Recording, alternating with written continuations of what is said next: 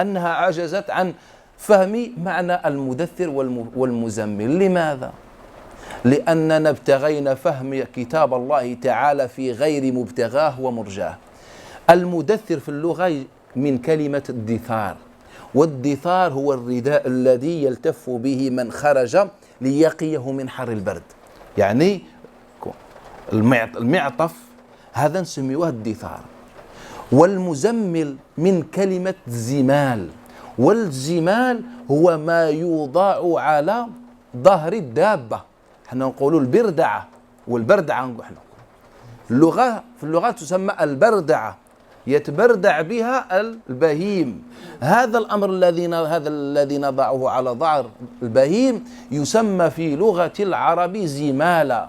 فالله تعالى ينادي محمد صلى الله عليه وسلم: يا أيها المدثر، أي يا أيها الذي لبس دثاره معطفه في خروجه دعوة للناس، يا أيها المزمل، يا من جهز دابته للخروج في دعوة الناس. فكأن الله يتوجه بكلامه هذا إلى رجل وقد لبس معطفه ليدعو الناس على قدميه، ويتكلم كذلك مع رجل قد جهز دابته للخروج عليها في دعوته للناس. فلذلك أنزل الله هاتين السورتين في أول ما أنزل. Donc on disait que Allah Ta'ala, en parlant de Ramadan, a évoqué, a associé au jeûne du Ramadan deux choses. En parlant de celui qui jeûne, il a associé à celui qui jeûne encore deux choses. Pareil pour le temps du jeûne, il a parlé de deux choses. Pareil pour le sens du jeûne. On a commencé par le premier point. En lisant Surat al-Baqarah, nous constatons que Allah Ta'ala, en parlant du jeûne du Ramadan, Allah Ta'ala parle de deux choses. La première chose est la guidée. La deuxième chose, c'est la facilité. Dans le verset de Ramadan, Allah Ta'ala va répéter 3 fois le mot guidé. Allah Ta'ala il nous dit, dans ce mois, au cours de ce mois, Allah Ta'ala a fait descendre le Coran, une guidée pour les gens. Wa bayyinat, et des preuves évidentes min al-huda, de la guidée. Et à la fin du verset, Allah Ta'ala il nous dit, afin de célébrer la grandeur d'Allah Ta'ala pour vous avoir encore guidé.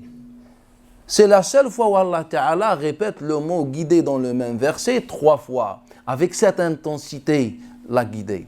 Et la deuxième chose, c'est la facilité. Dans le Coran al-Karim, Allah Ta'ala a évoqué la facilité ainsi que la difficulté dans 3 sourates. La première sourate, c'est le Baqarah. La deuxième sourate, c'est At-Talaq, le divorce. La troisième sourate, c'est sourate Ash-Sharh wal-Inshirah. Pour quelle raison?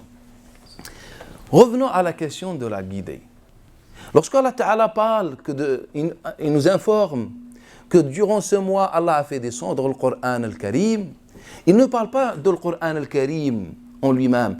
Il parle en fait des conséquences, de la finalité de la descente qui est la guidée de le Coran. C'est pour ça qu'Allah Ta'ala dans ce verset mentionne ou bien répète 3 fois le mot, le concept, la guidée. Pour comprendre ce verset, dirigez-vous avec moi à l'une des premières sourates qu'Allah a fait descendre sur le Nabi sallallahu alayhi wa sallam. Il s'agit de sourate Al-Muzammil. Lorsqu'Allah Ta'ala s'est adressé au Muzammil. Et je disais qu'en fait, souvent, on a lu les traductions ou bien les différents tafsirs de cette sourate ainsi que celle de l'Mudaththir, mais malheureusement, à mon sens, on n'a pas compris, je pense, le sens de l'Muzammil et Al-Mudaththir. Car Al-Mudaththir, ce n'est pas l'enveloppé. Car ceux qui ont parlé de la traduction, qui ont parlé du sens de ce verset, ils se sont basés sur des textes qui sont en vérité inauthentiques, pour dire qu'on parle d'un enveloppé, de celui qui s'est enveloppé, qui s'est couvert chez lui, etc., l'imagination dans le récit avec Khadija. Alors que le Mudaththir en langue arabe, car Allah utilise au final un langage commun. Allah Ta'ala s'est adressé aux Bédouins, s'est adressé aux commerçants, aux femmes, aux hommes. à des gens de toutes catégories et des niveaux différents de la société. Donc Allah Ta'ala va utiliser un langage commun. Si vous demandez à un arabe, qu'est-ce que ça veut dire le mot mudaththir, il va vous dire que ce mot est un dérivé du mot ad-dithar, et dithar c'est le manteau, qui nous couvre, qui nous protège contre le froid. Et si on demande à un arabe, qu'est-ce que ça veut dire al-muzammil, il va nous dire, en fait c'est le manteau, mais cette fois-ci ce n'est pas le manteau des hommes, mais en fait c'est celui des bêtes. C'est sur la chose qu'on met sur le dos de la bête pour qu'on puisse l'utiliser. On appelle ça az-zimal. En fait, ces sourates s'adressent à un homme qui s'est préparé pour accomplir une mission. Al-Mudaththir s'adresse à un homme qui a pris ses vêtements, qui s'est habillé pour sortir affronter le monde, pour sortir prêcher le nom d'Allah Ta'ala, à pied sur ses jambes. Et Al-Muzammil, c'est une sourate qui s'adresse à un homme qui est sorti sur sa monture pour voyager dans les coins de la terre afin qu'il transmette la parole d'Allah Ta'ala. Et donc en fait, on est dans cet état d'esprit. On s'adresse à un homme qui est prêt pour sortir. Et bien, Surat al-Muzammil informe, elle dit, Nabi sallallahu alayhi wa sallam, Ya ayyuhal muzammil, qum layl, veille la nuit, lève-toi la nuit. Pour faire quoi, Ya Muhammad? Warattil al-Qur'an tartila, afin de pouvoir lire le Coran al-Karim de manière lente. En fait, at-tartil en langue arabe, c'est-à-dire séparé. Et nous, souvent, on dit tartil, c'est-à-dire bien récité. Non, at-tartil, ce n'est pas la récitation. C'est pour ça, les Arabes, on dit fulanun ratala asnanahu, fulan ratala asnanahu, et l'a séparé entre ses dents. C'est comme si Allah il dit à Muhammad, lorsque tu lis le Coran, lis-le lentement, attentivement, en prenant mot par mot, en méditant al Coran al-Karim. Donc pendant la nuit, veille à Muhammad en lisant le Coran al-Karim. Mais limada, Allah yaqul lah rattil al-Quran tartila. Pourquoi Allah Ta'ala donc dit à Muhammad, rattil al-Quran tartila? Inna sanulqi alayka qawlan thaqila. Subhanallah. Allah Ta'ala dit, car nous allons pas te révéler, comme c'est traduit. Inna sanulqi. Allah ma qal inna sanuhi. Inna sanulqi, on va jeter sur toi. C'est comme si Allah Ta'ala voulait faire comprendre à Nabi sallallahu alayhi wa sallam ainsi que les musulmans qu'en fait que vous avez une responsabilité.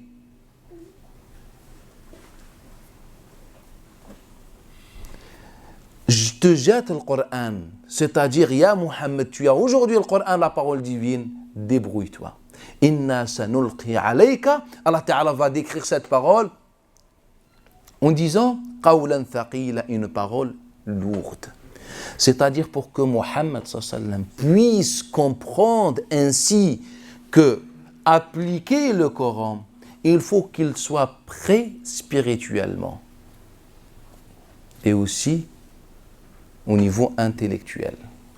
Ya Muhammad, pendant la nuit, veille en lisant Al-Qur'an Al-Karim, car tu vas recevoir une parole lourde. Et Allah Ta'ala lui explique, Inna nashi'ata al-layli hiya ashaddu wat'an wa aqwamu qila. Nashi'a, ça veut dire débuter et commencer. Allah Ta'ala il dit, Ya Muhammad, car en vérité, cette da'wa, ce prêche, ce message, débute pendant la nuit. Car pour pouvoir affronter le monde, il faut que tu sois prêt au niveau spirituel et intellectuel. Donc Allah Ta'ala explique au Muhammad sallallahu alayhi wa sallam pourquoi il doit lire le Coran la nuit. Car il va recevoir une parole lourde. Mais pourquoi encore? Allah Ta'ala lui explique de manière encore plus explicite. Car cette lecture nocturne va te préparer pour pouvoir débuter et commencer de manière efficace ton prêche. Et là, on comprend pourquoi Allah Ta'ala il nous parle de le Coran al-Karim pendant le mois de Ramadan. Car en fait, lorsqu'on jeûne, on n'est plus influencé par le manger, la nourriture, les boissons, nos relations avec nos épouses, nos relations intimes. En fait, on est dans un état spirituel différent qui n'est pas habituel. C'est-à-dire on est en mesure de lire le Coran et le comprendre mieux, car il n'y a plus de tentation. Donc نفهم كون الله تكلم عن صيام عن هدى القرآن في رمضان لأن الإنسان المسلم في رمضان يكون مهيئا روحيا لفهم القرآن. هذا الإنسان لا يكون تحت رغبة الطعام الأكل والشراب ولا تحت رغبة الجماع والرفث إلى النساء. فلما الإنسان يكون في حالة الصيام والبعد عن الأكل والشراب يكون في حالة نفسية تسمح له بفهم كلام الله. Et donc c'est pour cette raison que Allah Ta'ala nous parle de la guidée du Coran. Celui qui veut comprendre l'objectif du Coran et sa guidée, quel est l'objectif du Coran? C'est la libération de l'esprit, de l'intellect de l'homme. C'est l'égalité, etc. Pour comprendre ces valeurs et avoir encore un iman beaucoup plus solide, il faut lire le Coran et surtout insister sur ce point pendant le mois de Ramadan, car on est dans un état psychologique ainsi que spirituel différent. Et la deuxième chose dont Allah Ta'ala parle, il parle de la facilité. Je disais, dans 3 endroits, dans 3 sourates, Allah a associé la facilité à la difficulté. Dans cet endroit, dans Surat At-Talaq et dans Surat Al-Sharh. Pourquoi?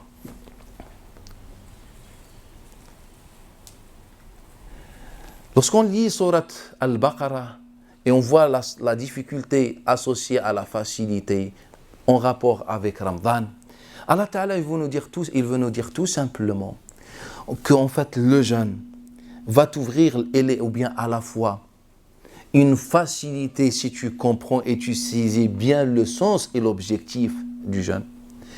Et aussi Allah Ta'ala il te dit que celui qui est sincère dans son jeûne, Allah Ta'ala lui facilite la difficulté de rester, d'avoir faim, etc. Prenez Surat Al-Talaq. Allah Ta'ala dit Ya ayyuhan nabi idha tallaqtum an-nisa fatalliquhunna li'iddatihinna wa ahsul idda wattaqullah. Allah Ta'ala dans Surat Al-Talaq s'adresse au prophète sallallahu alayhi wa sallam ainsi que les musulmans en leur disant Ya Muhammad, ô musulmans, lorsque vous répudiez les femmes, répudiez-les en respectant ou bien conformément à la période d'attente du divorce. Wa ahsul idda, l'idda Allah Ta'ala il nous dit. Ensuite, Allah Ta'ala, vous connaissez le verset dans lequel Allah Ta'ala dit وَمَنْ يَتَّقِ اللَّهَ يَجْعَلْ لَهُ مَخْرَجًا وَيَرْزُقْهُ مِنْ حَيْثُ لَا يَحْتَسِبُ. Le verset dans lequel Allah Ta'ala dit quiconque craint Allah Ta'ala يَجْعَلْ لَهُ مَخْرَجًا, il lui donnera une issue à toute situation et il lui donne encore aussi, il lui ouvre les portes de la richesse. Mais en fait, ce verset se trouve dans Surat Al-Talaq. Et le sujet du verset, en fait, c'est le divorce. Nous, à chaque fois on a lu ce verset, on a pensé que ce verset parle d'autre chose. En fait, le contexte de ce verset, c'est le divorce. Avant, c'est le divorce. Après, c'est le divorce. Et le verset parle du divorce. Et en lisant Surat Al-Talaq, Allah Ta'ala va insister sur les femmes divorcées. Il parle de les respecter, de respecter leur période d'attente. Il nous dit وَأَسْكِنُوهُنَّ مِنْ حَيْثُ سَكَنْتُمْ, et faites-les habiter où vous habitez. Il parle de Ulat al-Ahmal, les femmes enceintes. Il parle de l'obligation de dépenser. وَلْيُنْفِقْ كُلُّ ذِي سِعَةٍ مِنْ سَعَتِهِ, et que chacun doit dépenser selon ses propres moyens. En fait, tous ces versets s'adressent de manière ferme aux musulmans au sujet du divorce. Les femmes divorcées, qu'elles soient enceintes ou ne sont pas enceintes, etc. de leur وَلَا تُخْرِجُوهُنَّ مِنْ بُيُوتِهِنَّ. Allah Ta'ala nous dit, ne les faites pas sortir de leur foyer. Il ne dit pas min buyutikum, alors que ce sont vos maisons. Regardez, moi j'ai une maison, je me marie, un jour je divorce. Allah Ta'ala, il me dit, ne fais pas sortir ta femme, ce n'est pas de mon foyer, de son foyer à elle. Mais en fait, c'est mon foyer. je l'ai acheté de mes propres moyens. Mais mon Seigneur, il me dit non, c'est leur foyer. Pour quelle raison? Car après le divorce, la femme, selon le Coran al-Karim, a l'autorité absolue sur la dépense et le foyer. Ce n'est pas comme se fait aujourd'hui, lorsqu'on divorce, qu'est-ce qu'on fait? On met la femme à la porte. Pourquoi? Car c'est ma maison. Lorsqu'on divorce, est-ce qu'on fait venir des témoins pour divorcer? Lorsqu'on se marie, il y a des témoins ou pas? Il y a un repas, les témoins, masha'Allah. Et le jour du divorce, en fait, c'est comme si on la jette à la poubelle.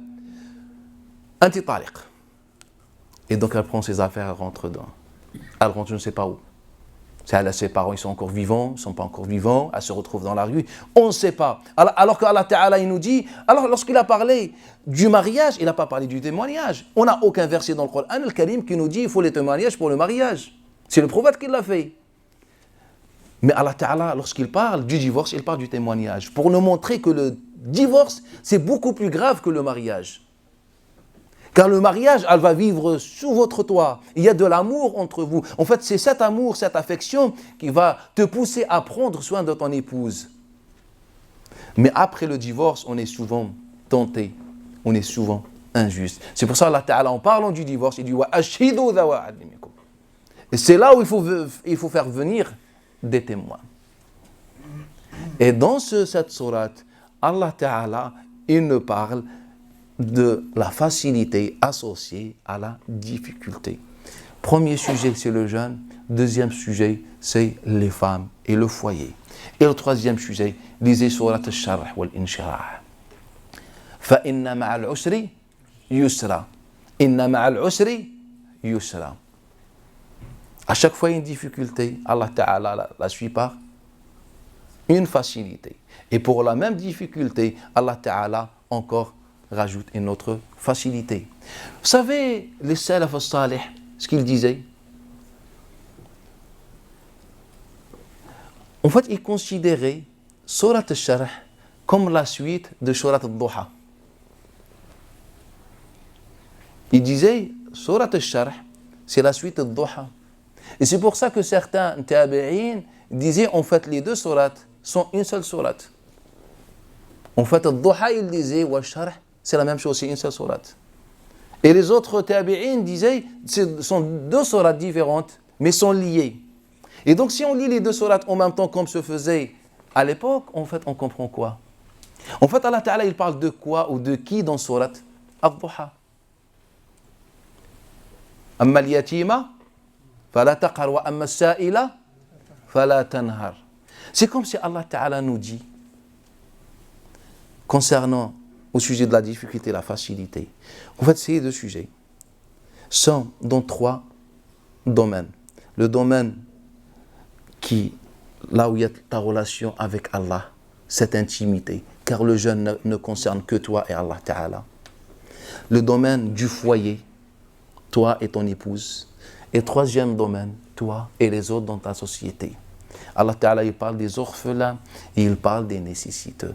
Que ceux qui donnent de leurs moyens, de leur temps pour ces gens faibles de la société, qui sont les orphelins, qui sont les nécessiteux et les pauvres, et bien Allah Ta'ala, pour une seule difficulté, il va lui ouvrir deux portes de facilité. C'est pour ça Allah Ta'ala n'a pas dit فَإِنَّ مَعَ الْعُسْرِ الْيُسْرِ إِنَّ مَعَ الْعُسْرِ الْيُسْرِ. Il a dit إِنَّ مَعَ الْعُسْرِ يُسْرًا, pour montrer qu'il y a une difficulté pour deux facilités. Et donc, si on a la certitude sur le Coran al-Karim, lorsqu'on jeûne, il faut qu'on sache que Allah Ta'ala est capable de rendre notre jeûne beaucoup plus facile. Et qu'à travers le jeûne, Allah Ta'ala nous ouvre les portes de la facilité, comme je vais vous donner des exemples après. La question du divorce va dans le même sens, ainsi que la question des orphelins et la question des nécessiteux. هذه خلاصة, c'est un résumé. هذه خلاصة عن قضية الأمرين اللذين ذكرهما الله تعالى مشاركة للصيام. بقي لنا الصائم والأمرين وبقي لنا والأمران وبقي لنا وقت الصيام. ماذا يقول الله تعالى؟ يا أيها الذين آمنوا كتب عليكم الصيام كما كتب على الذين من قبلكم. ثم استثنى الله تعالى استثناء وعلى الذين يطيقونه فدية طعام مسكين فمن شهد منكم الشهر فليصم. إذن الله تعالى لما تكلم عن الصائمين تكلم عن قضيتين. تكلم عن قضيتين. القضية الأولى الناس أصحاب الاستثناء، من هذاك الإنسان اللي يمكن ألا يصوم؟ فالله تعالى تكلم عن المرضى وتكلم على أهل السفر وتكلم على الذين يطيقون، ثم تكلم عن الناس المعنيين بالصيام. نبدأ الأمر الثاني، فمن شهد منكم الشهر فليصمه. لماذا لم يقل الله فمن شهد منكم الشهر فلتصوموه؟ الله ماذا قال؟ فمن شهد منكم الشهر فليصمه. لماذا لم يقل فمن شهد منكم الشهر فلتصوموه؟ Et donc, on va parler de la deuxième étape, deuxième partie. Lorsqu'Allah Ta'ala il parle de ceux qui jeûnent, il les associe à deux choses, ou deux questions. Ceux qui ne peuvent pas jeûner et ceux qui sont concernés par le jeûne. On va commencer par le deuxième. Lorsqu'Allah Ta'ala, qu'est-ce qu'il nous dit? Celui qui est présent, celui qui voit, voilà, qui est présent le mois de Ramadan, qu'il le jeûne, c'est ce que Allah Ta'ala dit. Pourquoi Allah Ta'ala n'a pas dit quand tu vois le jeûne ou celui qui est présent le jour de le mois de Ramadan, vous devez le jeûner. En fait, seul qui est concerné par le jeûne, en fait, c'est celui qui le constate. C'est-à-dire, il constate le mois. Et qu'est-ce qui se passe aujourd'hui chez les musulmans? Lorsque quelqu'un le voit, une région le voit, les autres régions le jeûnent. Et ce n'est pas ce que le Coran al-Karim dit. Et c'est pour ça qu'aujourd'hui on dit tel pays le jeûne, car on a vu en Arabie Saoudite, au Maroc, en Algérie, en Tunisie ou je ne sais pas en Turquie, que là-bas aussi ils l'ont vu. En fait, ça n'a aucun rapport. Chaque pays, chaque région est concernée par l'entrée de Ramadan. C'est ce que le Coran nous dit. Pourquoi on rajoute sur le Coran فَمَنْ شَهِدَ مِنْكُمُ الشَّهْرَ مَا قَالَ اللَّهُ فَلْتَصُومُوا فَلْيَصُمْهُ وَيَصُومْهُ. C'est-à-dire, on est dans une région, par exemple, on est en France, nous, lorsqu'on constate l'entrée de Ramadan, on le jeûne. Mais les Belges ou les Italiens ne sont pas concernés par notre vision. Mais nous, depuis des années, on dit on n'a rien vu, mais l'Arabie Saoudite l'a vu, donc on le jeûne. Mais c'est quoi le rapport avec l'Arabie Saoudite? Tout en sachant qu'à l'époque des compagnons, on a vu que les Médinois, lorsqu'ils jeûnaient, les Makouas, ils ne jeûnaient pas. Il y avait un décalage d'un jour entre les gens de Makka et les gens de Médine, alors qu'il y a que quelques centaines de kilomètres. Et ça, c'est un sujet important. Le jeûne concerne la région. Ceux qui constatent le jeûne, ils jeûnent.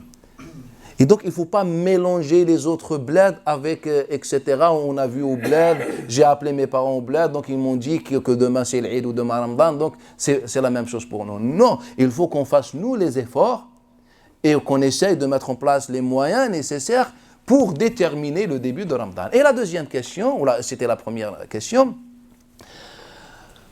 Allah Ta'ala, il parle « وَعَلَى الَّذِينَ يُطِيقُونَ » Et ça, c'est un sujet, je vous dis, fondamental. En fait, وَعَلَى الَّذِينَ يُطِيقُونَ كيف قرأ الصحابة هذه الآية? Comment les compagnons ont lu ce verset?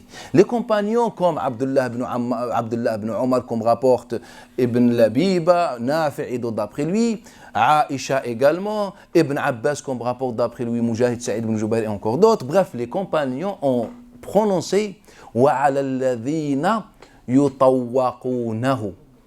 Et dans une version, وَعَلَى الَّذِينَ يَطُوقُونَهُ, et là on comprend mieux. Car lorsqu'on dit وَعَلَى الَّذِينَ يُطِيقُونَهُ, ça veut dire quoi? Et pour ceux qui peuvent jeûner, c'est-à-dire tu peux jeûner et tu peux jeûner, mais tu as le choix de jeûner ou ne pas jeûner. Et c'est pour ça, certains savants étaient obligés de dire que ce verset est abrogé, alors que ce n'est pas bon. Pourquoi suspendre un verset gratuitement, le mettre à l'écart gratuitement? Les compagnons récitaient autrement. Ils disaient وَعَلَى الَّذِينَ يُطَوَّقُونَهُ, et là, il vient du verbe taqa et non le verbe ataqa. Le verbe taqa vient du mot at-tawq. Et at-tawq, c'est le collier. Et les Arabes, ils disent tawqun lorsqu'il y a une difficulté autour du cou. Et donc Allah Ta'ala dit وَعَلَى الَّذِينَ يَطُوقُونَهُ يُطَوَّقُونَهُ selon la récitation des compagnons. Fidyat ta'am, Abdullah ibn Omar disait masakin. C'est-à-dire qu'Allah Ta'ala dans ce verset, il nous dit que ceux qui ne peuvent pas jeûner, c'est-à-dire ils ont des maladies chroniques, ceux qui ne peuvent pas jeûner, comme les compagnons disaient, les femmes enceintes, ceux qui ne peuvent pas jeûner, par exemple les femmes qui allaitent, voilà, ces gens ne sont pas concernés par le jeûne car ils ne peuvent pas jeûner. Ils donnent à la place une fidya.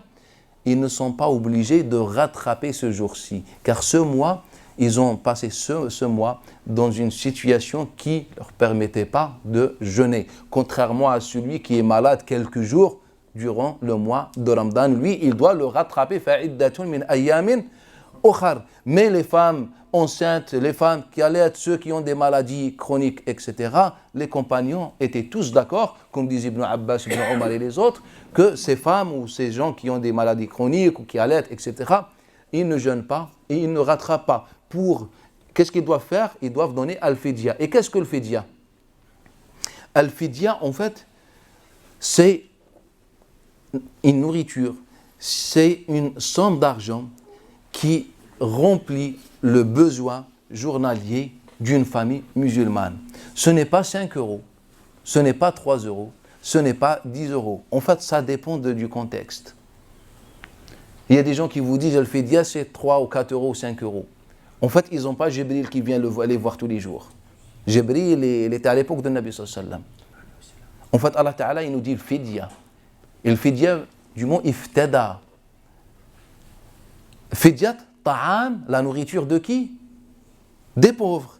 Et donc, on regarde notre société, on regarde, le repas, ça coûte combien? Un repas que tu, manges par exemple, pendant Ramadan. Lorsque tu coupes Ramadan, le jeûne, tu manges quoi? Tu as une entrée, un plat principal, tu as des boissons. Qu'est-ce que tu as? Tu regardes, tu estimes le tout et tu sors l'équivalent ou tu sors un repas s'il y a des gens qui ont besoin d'un repas.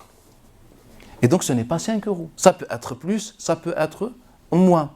Donc il n'y a pas 5 euros. Il ne faut pas inventer des choses. C'est simple. Qu'est-ce que tu manges? Tu fais tes calculs. Tu achètes une boisson qui coûte 1 euro. Le repas, le plat principal, ça t'a coûté par exemple 3 euros. L'entrée, ça t'a coûté peut-être, je ne sais pas, 1, 2 euros. Le dessert, je ne sais pas, 2, 3, 4 euros. Je ne sais pas, tu fais tes calculs. Et voilà, moi, le repas, ça m'a coûté 8 euros. Bah, tu sors 8 euros. Si ton repas t'a coûté plus, tu sors plus. Et c'était moins, tu sors moins. Chacun selon ses moyens. Donc, on n'a pas 5 euros en islam dans le fidya. Il n'y a pas 5 euros en islam dans la fidya. Et donc ça, c'est le deuxième sujet. Le troisième sujet, Allah Ta'ala لما تكلم عن وقت رمضان وهذا مهم. Lorsqu'il a parlé du mois de Ramadan, du temps de Ramadan, Allah Ta'ala il parlait encore de 2 points fondamentaux, de shay'ayn, 2 choses. La première chose, c'est le mois. Deuxième chose, c'est le jour. Comment déterminer le jour? Comment déterminer le mois? Allah Ta'ala dit shahru Ramadan. Les Arabes ont 12 mois. Le premier mois, c'est Muharram. Safar, Rabi' al-Awwal, Rabi' al-Thani, Jumada al-Oula, Jumada al-Thaniya, Rajab, Sha'ban, Ramadan, Shawwal, Dhul Qa'da, Dhul Hijja. Muharram, car pourquoi on dit Muharram, vient du mot haram, ou bien il vient du mot haram, qui veut dire interdit ou qui veut dire sacré. Durant ce mois, les Arabes ne faisaient pas de guerre. C'est Hadisha al-Ashhur al-Hurum. Inna iddat al-shuhuri inda Allahi 12 شهرا في كتاب الله يوم خلق الله السماوات والأرض منها 4 حرم. Allah Ta'ala nous dit dans le verset 36 de Surat At-Tawbah que le nombre des mois auprès d'Allah Ta'ala est 12, dont 4 sacrés. Qu'est-ce que ça veut dire sacré? Je vais vous dire ce que ça veut dire sacré. Donc il y a 12 mois chez les Arabes. Le premier mois, il s'appelle Muharram. Ça vient du mot interdit ou sacré, c'est-à-dire que dans ce mois, les Arabes ne se permettaient pas de faire les Arabes. Et ça se remonte à l'époque de Ismaïl, alayhi salam. Et ça fait partie de l'héritage que le Nabi sallam a hérité de la religion de Ismaïl Ibrahim, alayhi salam. Le deuxième mois, Safar. Pourquoi on dit Safar? Car les Arabes du Nord, ce qu'on appelle les Arabes al-Adnaniya, se dirigeaient vers le sud, au Yémen, là où il y avait ce qu'on appelle al-Aswaq al-Sofriya, les marchés al-Sofriya. Ça s'appelait comme ça. Comme nous on dit marché de telle chose, eux ils disent Souq al-Sofriya. Et donc c'est pour ça, pendant ce mois, les Arabes allaient vers le sud pour faire leur commerce ou leurs courses. Et donc on appelait ce mois le mois de Safar. Le troisième mois, c'est Rabi' al-Awwal ou Rabi' al-Thani. Le troisième et le quatrième. Le printemps 1, printemps 2. En fait, c'était le moment où la végétation commence à pousser. Ça n'a aucun rapport avec la saison, le printemps. Les Arabes avaient leur propre saison. Lorsqu'ils disent le printemps Rabi' al-Awwal ou Rabi' al-Thani, ça ne correspond pas au printemps selon par exemple les Occidentaux. Pour eux, c'est que ces 2 mois, c'est les 2 mois durant lesquels pousse la végétation, etc. Et leurs bêtes commencent à se nourrir.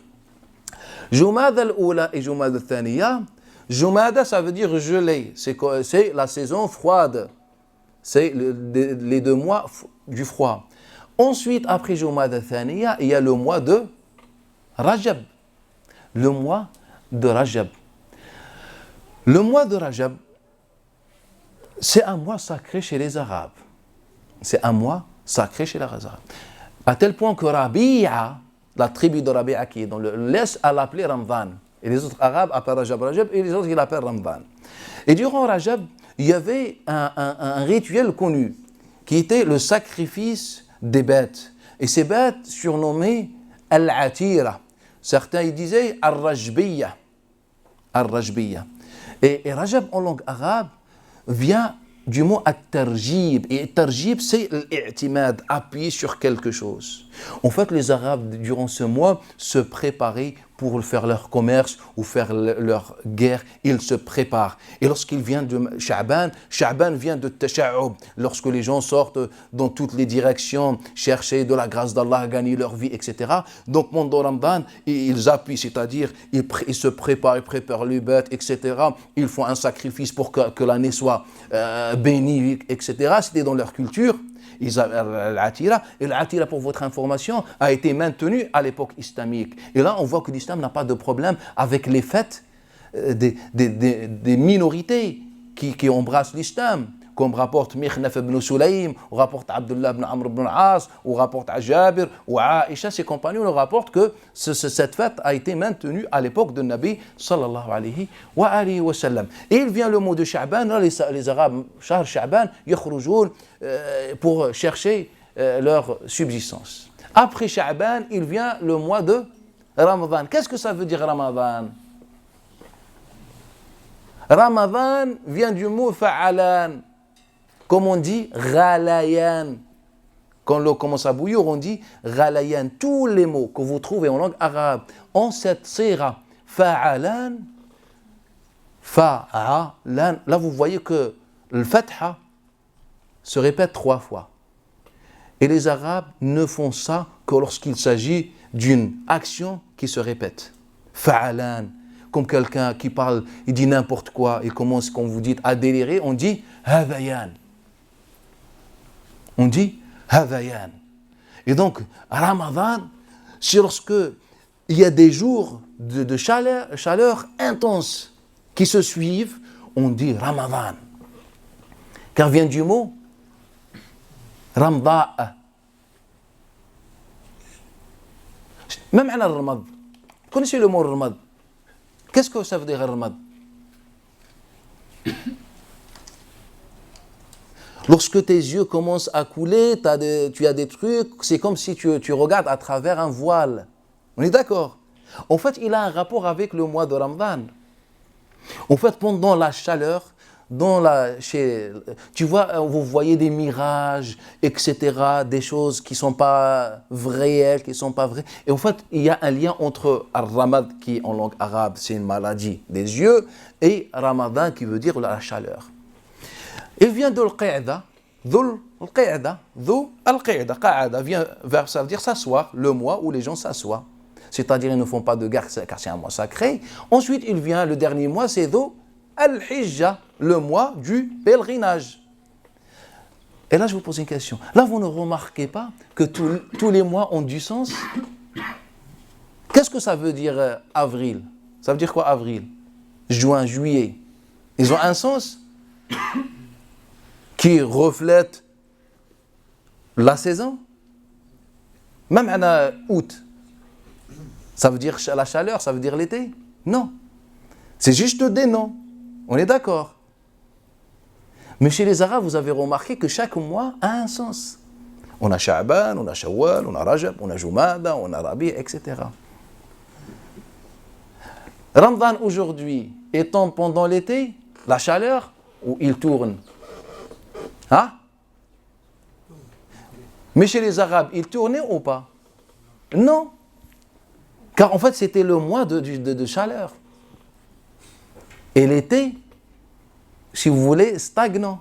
Il ne bougeait pas. Vous savez pourquoi? En fait, l'histoire remonte à l'époque perse. C'est que les Perses, le Furs, les non-musulmans avant l'islam, ils avaient des mois semblables au calendrier dit julien, le calendrier romain imposé par Jules César, que vous connaissez. Sauf que les mois perses manquaient, avec nos calculs actuels, environ 6 heures. Il y a 365 jours moins 6. Voilà, quand vous faites la comparaison, vous trouvez moins 6 heures. Et du coup, les Perses, qu'est-ce qu'ils ont fait? Eh bien, ils ont rajouté un an ou un mois tous les 120 ans pour équilibrer. Vous voyez ou pas? Je vous donne un exemple. Imaginez que on est en France, que le calendrier de Paris est différent que celui de Marseille, différent également de celui de Lille, par exemple. Est-ce qu'on peut se donner une date pour se rencontrer? On dit lundi 23. On ne peut pas, si on suppose que ce n'est pas le même calendrier. Le 23 chez nous, ce n'est pas le 23. Vous voyez ce que je veux dire? Eh bien, les Perses avaient des relations avec les Chinois, avec les Romains, surtout avec les Romains, en Irak, en Syrie, etc. Ils ont constaté que parfois il y a un léger décalage pour leur jour sacré à Nayrouz. C'est le jour sacré chez les Perses. Et donc pour, ajuster l'année, pour que l'année soit normale, ils ont rajouté un mois tous les 120 ans. Comme ça, l'année solaire, le calendrier julien, est compatible au calendrier perse. Les Arabes, on a combien de jours dans le calendrier lunaire par an? 354. Alors que l'année romaine, c'est 365. Donc il y a quand même une dizaine de jours de différence. Et bien les Arabes,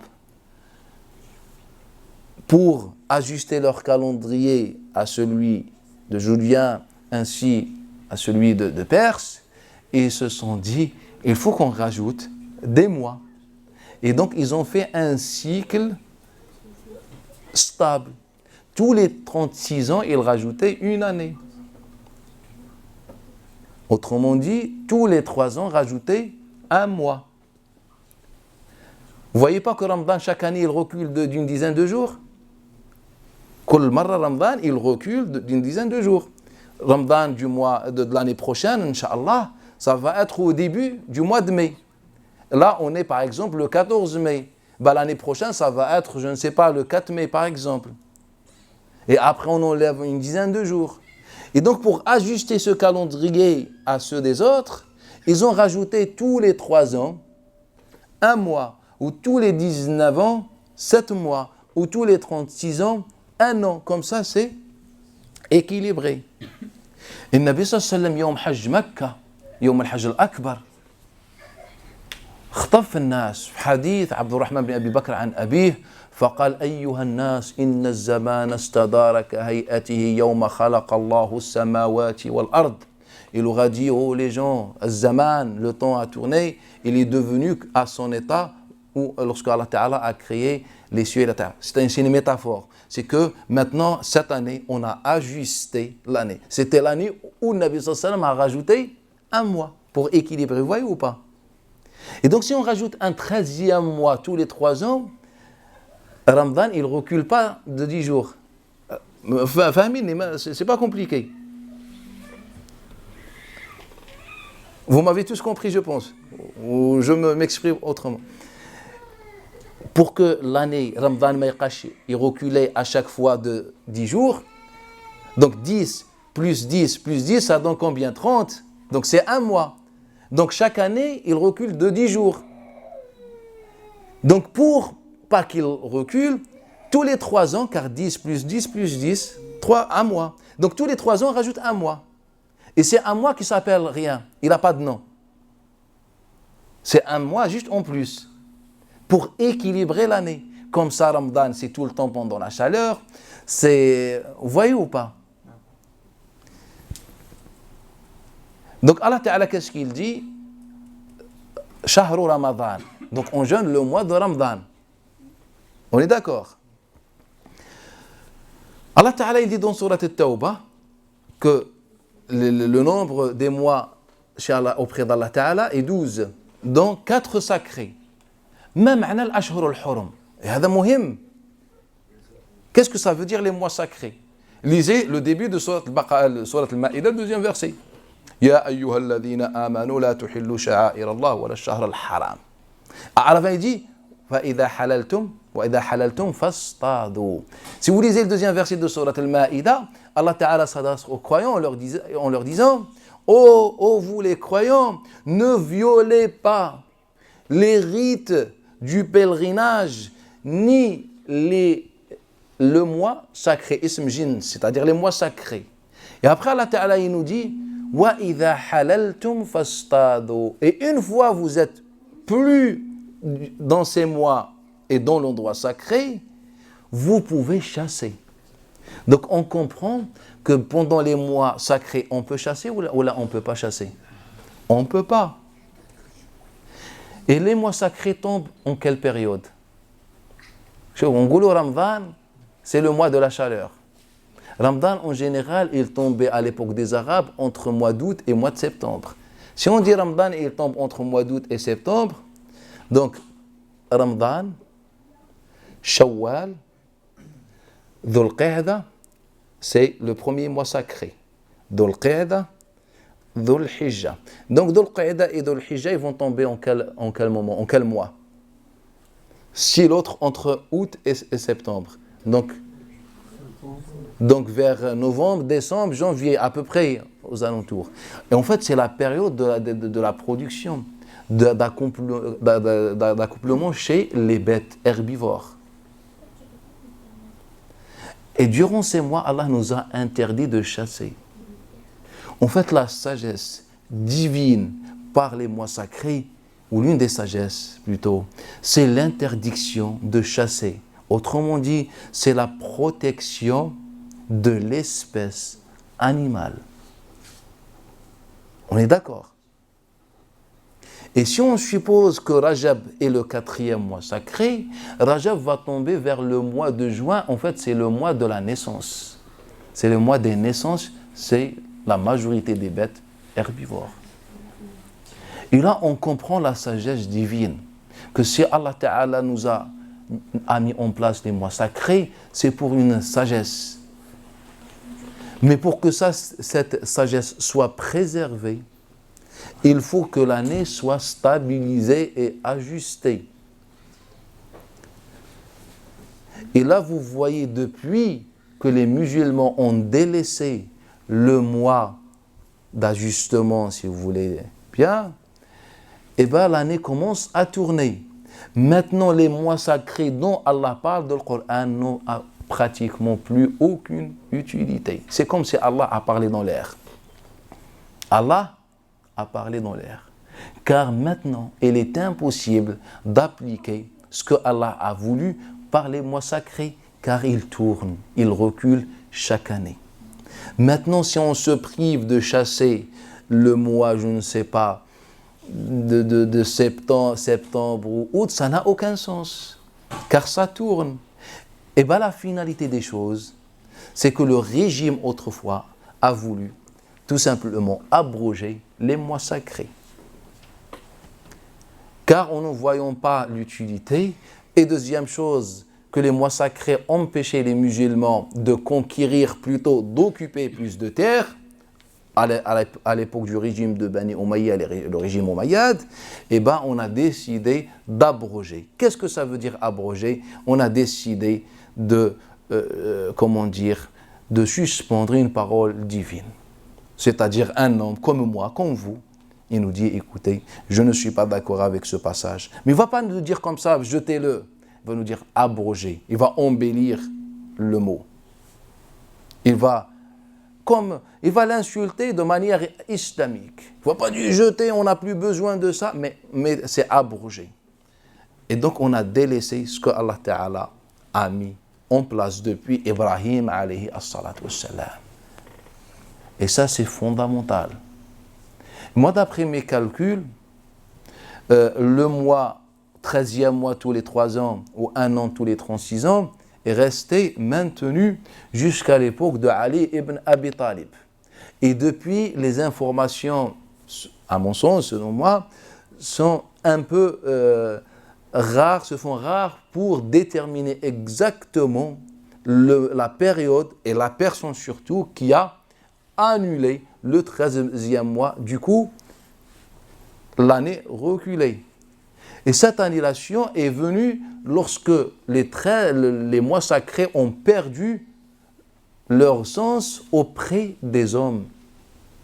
Et donc on les a tout simplement annulés. Et ça c'est un sujet fondamental. Deuxième chose, c'est qu'au Ramadan, à l'époque du prophète sallallahu alayhi wa sallam, on jeûnait 12 heures et on mangeait 12 heures. Alors qu'aujourd'hui, dans certaines régions, des gens qui jeûnent 20 heures. Et ça c'est injuste. Et parfois, pendant l'hiver, on jeûne 8 heures. Et donc, il n'y a pratiquement plus aucune sagesse par le jeûne. Car il suffit juste de te lever, aller au travail, tu fais une sieste, Allahu Akbar, le Maghreb, c'est l'heure de manger. Et aujourd'hui, ceux qui ont des journées prolongées, on leur dit, suivez qui? L'Arabie Saoudite. En fait, ça n'a aucun sens. Allah a envoyé Mohammed sallam à l'univers, à tout le monde. Cette religion ne doit pas rester séquestrée par une région. C'est la religion d'Allah. Chaque musulman, qu'il est blanc, qu'il est noir, qu'il est arabe, qu'il est non-arabe, il a son droit sur cette religion. Et donc, nous, au lieu qu'on leur apporte une réponse claire ou bien islamique, on leur dit, suivez l'Arabie Saoudite. Et ça, ce n'est pas bon. Le Coran al-Karim, si Allah Ta'ala a voulu que les musulmans jeûnent la moitié du jour, c'est pour que ce soit équilibré, etc. Il y a une sagesse. Et donc, il faut qu'on maintienne ceci. Mais après la perte de cette année, tous les 36 ans, et bien tout simplement, on n'est plus dans cette organisation du temps. L'année tourne, recule, et Ramadan il tourne. Et on a perdu le sens des mois sacrés, on a perdu le sens et l'organisation du temps du mois de Ramadan. Du mois de Ramadan. Et la troisième chose, c'est que Ramadan tombait après la saison de la richesse chez les Arabes. C'est que les Arabes, on a dit pendant le Shawwal et Sha'ban, ils sortent gagner la subsistance. Donc pour eux, pour Ramadan, c'est les vacances, si vous voulez, en quelque sorte. En fait, Ramadan, si vous voulez bien, c'est le moment où ils sont riches.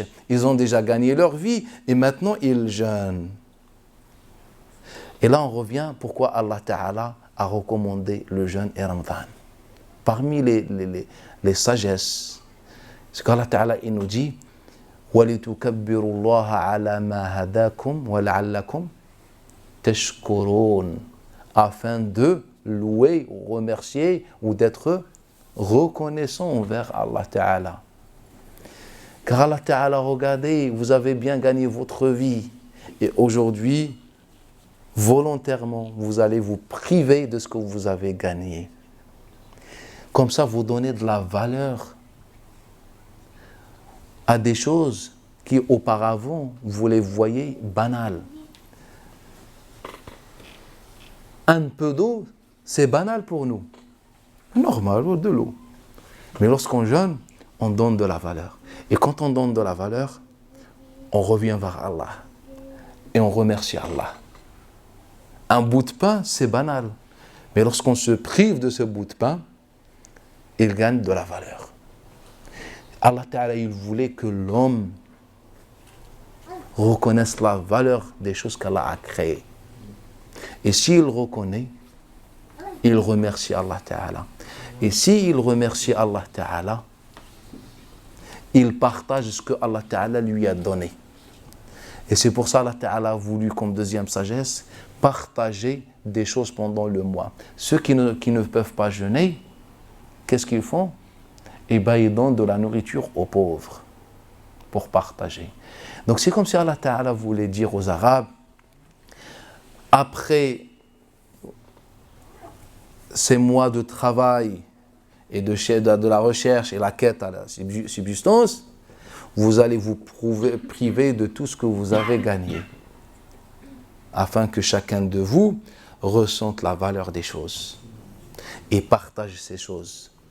Comme ça, après le mois de Ramadan, maintenant vous comprenez maintenant les gens qui ne mangent pas toute l'année.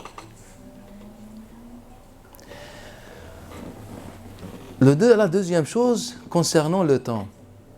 On a parlé du mois, maintenant on va parler du jour. Qu'est-ce qu'Allah Ta'ala nous dit dans le Coran Al-Karim? فَكُلُوا وَاشْرَبُوا حَتَّى يَتَبَيَّنَ لَكُمُ الْخَيْطُ الْأَبْيَضُ مِنَ الْخَيْطِ الْأَسْوَدِ مِنَ الْفَجْرِ. Buvez et mangez jusqu'à ce que se distingue pour vous le fil blanc du fil noir.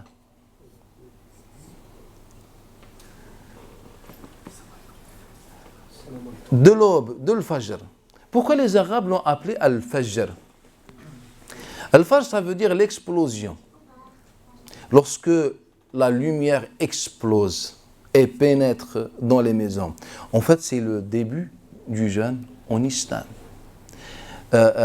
Muslim al-Batin, qui est l'un de Tabi'in, il nous donne un témoignage, pas une fatwa, un témoignage, un aperçu. Il nous dit Kanu, c'est-à-dire ceux qu'on a fréquentés, rencontrés, les Tabi'in, les grands Tabi'in, Kanu la ya'uddun al-fajr illa ma dakhala al-buyut wa anar al-hujar. Pour eux, l'aube, c'est la lumière qui éclaire les chambres dans les maisons. Pour eux, c'est ça le fajr. Et ça correspond à l'utilisation arabe, le mot al-fajr. Al-fajr, qu'est-ce que ça veut dire al-fajr? Al-fajr, c'est celui qui fait les péchés devant les gens, devant les autres.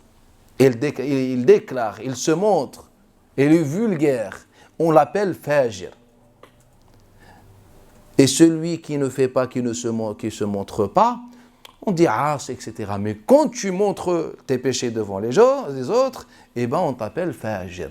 Et donc Muslim al-Batin nous donne un témoignage qu'à l'époque de ces savants, ces chouyours, la tradition, c'est que l'aube, c'est le moment où les chambres, pas juste le dehors, l'extérieur, les chambres sont éclairées. C'est-à-dire, on n'est pas loin du lever. Abdul Razzaq rapportait d'après, il disait, Kan Ma'mar, son cheikh Ma'mar ibn Rashid, Ma'mar il jeûnait, ou bien retardait le jeûne, hatta yaqul al-jahilu, jusqu'à ce que l'ignorant dit, innahu la yasum, mais lui il ne jeûne pas, tellement il retardait. Tellement il retardait. Et ça, c'est important. Ça nous ouvre l'une des portes qui concerne les horaires de prière. Et on comprend qu'à l'époque de Nabi sallallahu alayhi wa sallam, c'était pas fixe ou bien aussi précis qu'aujourd'hui. En fait, c'était vaste. Et Ismaël ibn Abi Khalid nous rapporte, et ça c'est un témoignage, ce n'est pas un hadith. Ismaël ibn Abi Khalid nous rapporte d'après Hakim ibn Jabir qu'un jour Bilal ibn Rabah a appelé le Nabi sallallahu alayhi wa sallam et a dit Ya Rasulallah, pendant que le Nabi sallallahu alayhi wa sallam faisait un sahour, il mangeait avant l'aube, ce qu'on appelle le suhour ou suhour. Sahour c'est le repas, le suhour c'est quand tu manges ce repas. Il a dit Ya Rasulallah, Dakhal al-Fajr, en fait c'est l'aube, il est déjà là. Le Nabi sallallahu alayhi wa sallam a continué de manger. Après il revient, Ya Rasulallah, al-Fajr depuis déjà un moment. Et le Nabi sallallahu alayhi wa sallam commence à manger. Et la troisième fois, Ya Bilal, le Nabi sallallahu alayhi wa sallam lui dit, c'est un témoignage qui reflète une époque. Et là, le Nabi sallallahu alayhi wa sallam lui dit, Laoula anta ya Bilal, si c'est pas toi ya Bilal, on nous aurait facilité as-sahour jusqu'au lever de soleil. Mais c'est à cause de toi ya Bilal. En fait, ce texte-là veut nous dire, en fait, que Allah Ta'ala, veut nous dire ce que Allah Ta'ala nous dit dans le Coran. Hatta, kulu washrabu hatta, non, yadhara lakum. Hatta yadhara, c'est ça le verset. Fakulu washrabu hatta yadkhul al-fajr. C'est ça le verset. La yatabayyan pour qui? C'est important. Est-ce qu'Allah Ta'ala dit buvez et mangez jusqu'à ce que l'aube rentre? Non. Jusqu'à ce que se distingue pour vous. Donc on n'est pas face à un calendrier. J'utilise, je ne sais pas, 17 degrés ou je ne sais pas, un langage qu'on ne connaît même pas et ça ne nous intéresse même pas. Calendrier de Barkour, calendrier de la mosquée, je ne sais pas qui. Allah il nous dit jusqu'à ce que se distingue pour vous yatabayyan. Allah il sait parler ou pas? Vous voulez qu'on parle mieux qu'Allah Ta'ala? Allah Ta'ala n'a pas dit jusqu'à ce que l'aube rentre. On ne parle pas de l'aube en lui-même, de l'fajr en lui-même. On ne parle pas d'un temps défini scientifiquement. Il nous dit normal. Jusqu'à ce que se distingue, c'est le Coran ce qu'il dit. Je ne suis pas en train d'interpréter, je suis juste en train de vous rappeler ce qu'Allah Ta'ala dit. Car des fois on oublie tellement on se baigne dans les textes. Le Coran dit Hatta yatabayyana lakum. Et donc tant que l'aube ne s'est pas distingué pour moi, prenez ces témoignages pour eux lorsque les chambres sont éclairées, c'est-à-dire je suis chez moi, et la lumière vient frapper à ma fenêtre. Est-ce que je peux rentrer t'éclairer? À ce moment-là, je me précipite. Tranquillement.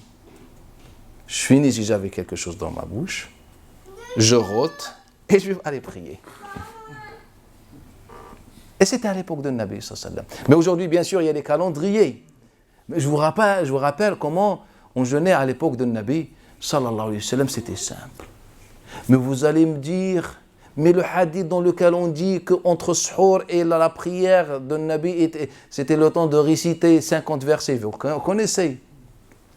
À tel point, nous, quand on était naïfs, on lisait 50 versets pour être dans la sunna. Mais en fait, quels versets? Les grands versets ou les petits versets? Tout en sachant que ceux qui ont mis les versets, c'est pas Nabi, en fait, c'est plus tard. Donc comment c'est possible? Si à l'époque de Nabi, il n'y avait pas un verset 1, verset 2, verset 3. Et donc comment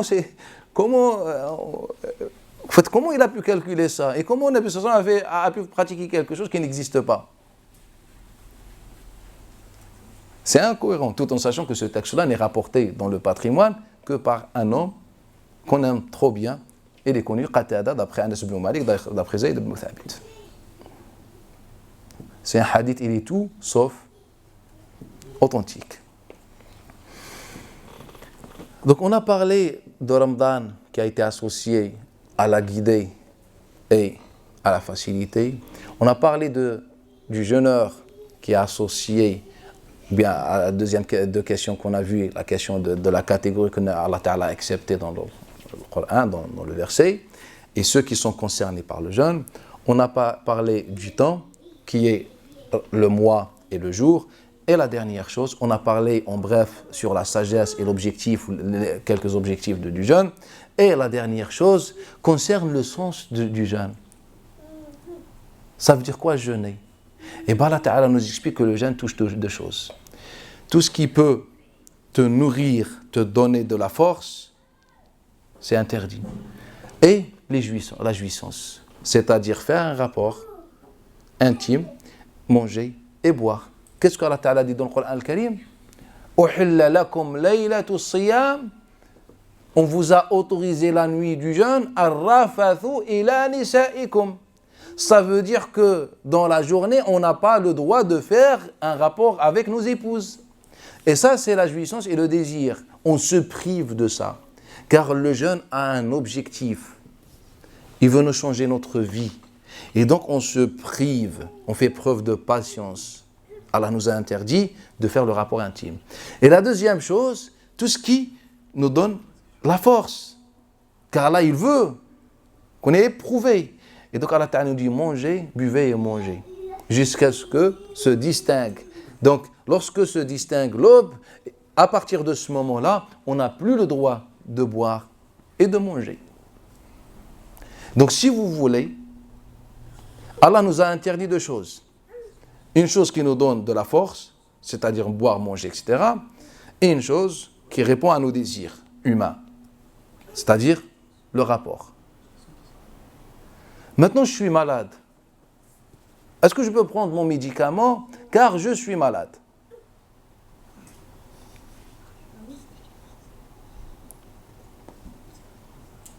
Anarani marid. Est-ce que je peux, pendant le jeûne, prendre un médicament? Allah m'a interdit deux choses. La jouissance, moi je cherche aucune jouissance à travers ça, et la nourriture. Moi, c'est pas de la nourriture, en fait j'ai une maladie.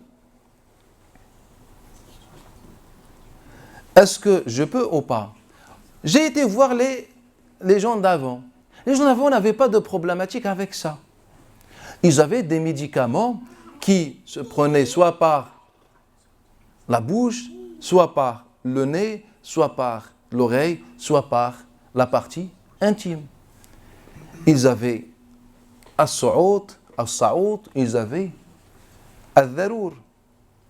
Saoud, c'est ce qu'on met dans le nez. Quand vous mettez des gouttes dans le nez, ça passe ou pas? Vous sentez la brûlure ici. Ils avaient al-dharour, c'est dans les yeux.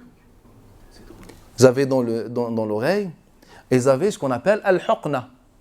Al-huqna, c'est ce qu'on met dans les parties intimes pour... Il y a des médicaments qui existent jusqu'à ce jour-là. Et ça c'était normal. Et nous, on confond les choses. Allah nous a interdit de boire et de manger. Mais si vous avez un médicament que vous pouvez le prendre sans passer par boire, ni passer par le mettre dans un sandwich, en fait, c'est possible. Allah nous a interdit tout simplement de boire et de manger. Les médicaments, les compagnons, prenaient bien leurs médicaments. Et là, on comprend par exemple, pour ouvrir une parenthèse, la question de siwak. C'est qu'aujourd'hui, lorsque Ramadan vient, il y a des gens qui ne se brossent plus les dents. Et donc, quand tu les vois le jour de l'Eid, en fait, c'est une catastrophe. Tu n'as plus envie de rentrer à la mosquée. 30 jours. Même siwak, c'est interdit. Alors que j'ai vu Omar, j'ai vu Abdullah ibn Omar, son fils, j'ai vu Jabir, j'ai vu Aïcha, j'ai vu Abdullah ibn Abbas et les autres compagnons, tous prenaient un siwak al-ratib. C'est même pas le siwak que vous achetez dans le commerce un peu partout, sec. En fait, le siwak frais, qu'on faisait tremper dans des produits à l'époque. On appelait ça un siwak al-ratib. Vous prenez un peu de nabid. Qu'est-ce qu'un nabid? Le jus de l'époque. Tu le trempes dedans, et il est frais, il est doux. Car siwak, il est dur ou pas? Il est dur ou pas, siwak? Et donc, c'était ça existe jusqu'à ce jour-là. Il y a des siwaks qui sont fermés, ils sont mouillés à l'intérieur, etc. Et ben, on les trempait dans des choses.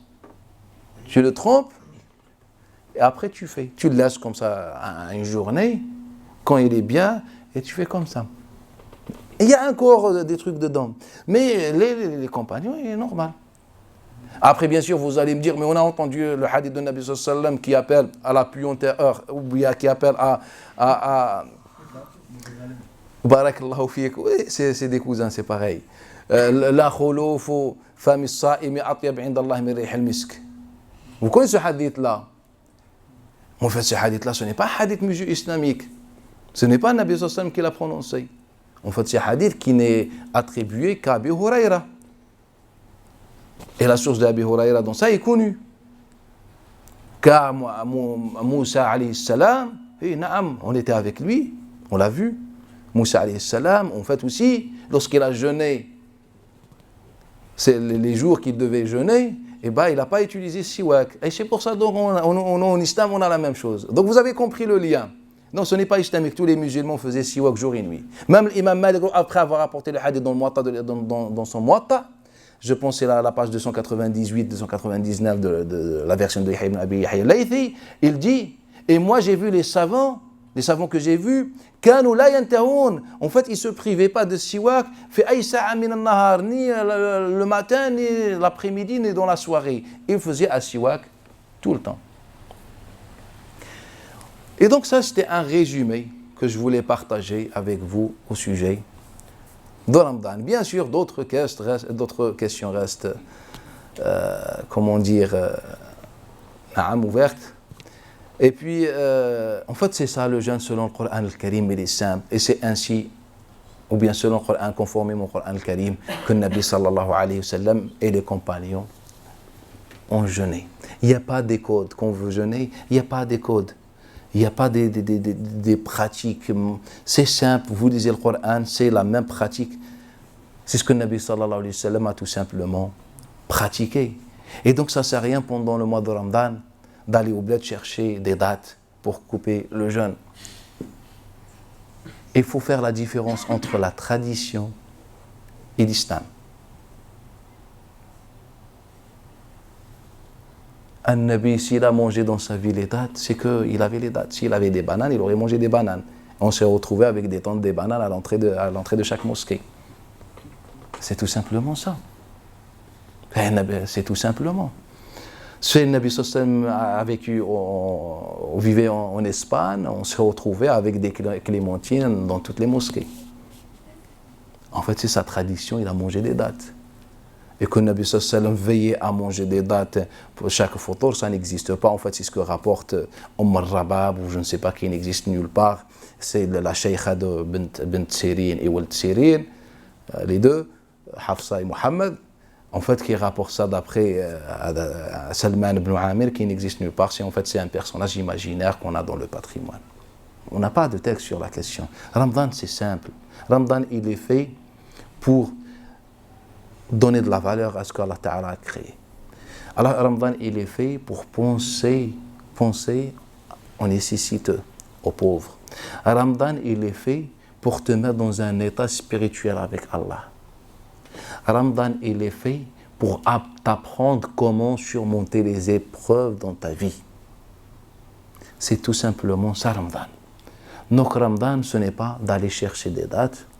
Au Ramadan, ce n'est pas de compter 50 versets pour faire suhoor. En fait, il faut qu'on reste, contracté si vous voulez. Si vous avez des questions, je vous écoute, ou des rajouts, des remarques. Non. Excusez-moi, je n'ai pas très bien compris. Quand est-ce que vous pouvez, quand est-ce qu'on doit jeûner? C'est quoi le mois du Ramadan? Parce que je n'ai pas très bien compris par rapport au mois. En fait, je disais. Si vous pouvez juste répéter la question. Et donc la sœur, elle demande, elle veut comprendre mieux la question du mois de Ramadan et en quel moment le prophète sallam jeûnait ce mois. En fait, nous, qu'est-ce qu'on a dit? On a dit qu'à l'époque des Arabes, de manière générale, en fait, les Arabes, à chaque cycle, ils ajustaient leur calendrier en rajoutant soit un mois tous les 3 ans, soit un an tous les 36 ans. Ils avaient un cycle et parfois certaines tribus se référaient aux 19 ans, rajoutaient 7 mois. Et c'est pour ça qu'Allah Ta'ala a reproché ou bien les a critiqués dans Surat At-Tawbah.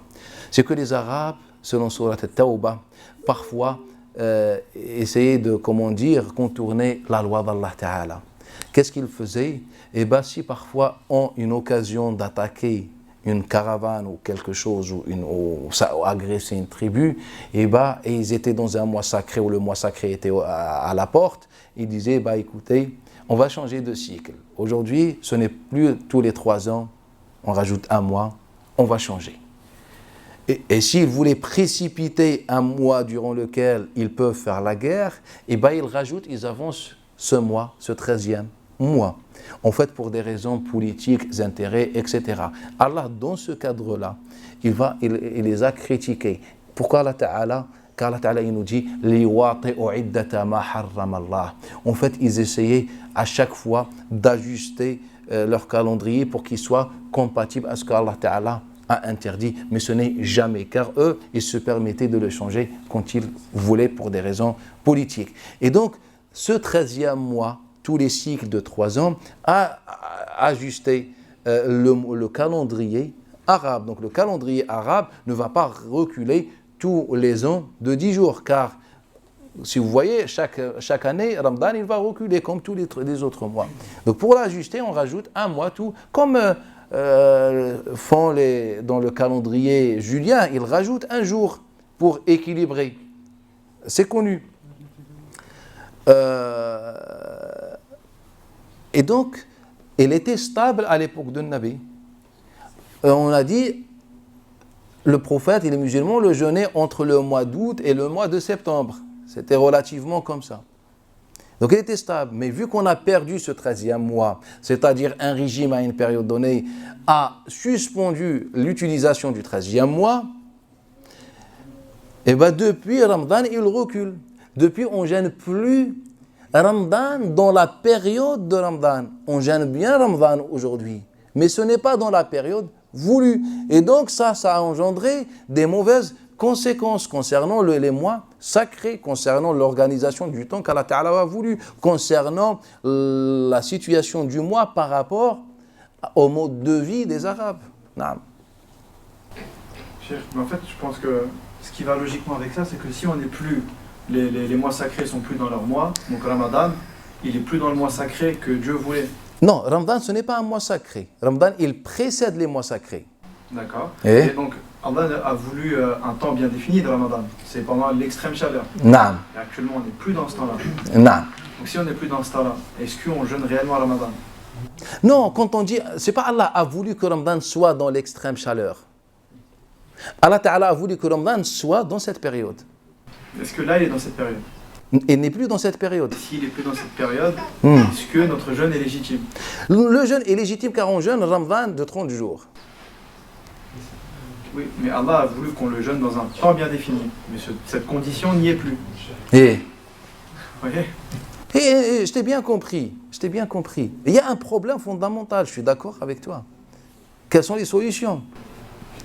Ça, c'est la première chose. Et aussi, quand vous disiez que Allah il a mis tous les mois, il y avait un ordre, il y avait une sagesse divine derrière ça. On peut comprendre quand on parle de Ramadan ou qu'on parle des saisons où les animaux s'accouplent. Mais par exemple, quand on parle des Arabes, où les Arabes font le commerce, ça c'est juste pour les Arabes, parce qu'actuellement, il n'y a plus de temps bien précis où les gens commercent. Par exemple, un ouvrier, un salarié, il va travailler... Non, en fait, je voulais juste vous expliquer, en fait, vous donner un aperçu sur le mode de vie de l'époque. Je n'ai pas dit que c'est islamique. Mais Ramadan, il est fait à cette période pour ces raisons. Mais moi, quand j'ai ouvert la porte concernant le mode de vie des Arabes, c'est juste pour partager ça avec vous. Ce n'est pas pour vous dire que ça s'est pris en considération, je ne sais pas. Naam. Naam. Par exemple, si on veut respecter des choses, est-ce que par exemple, moi je parle pas pour tout le monde, mais par exemple pour moi, l'initiative personnelle, est-ce que je peux jeûner au mois de septembre? Non, on gêne le mois de Ramadan.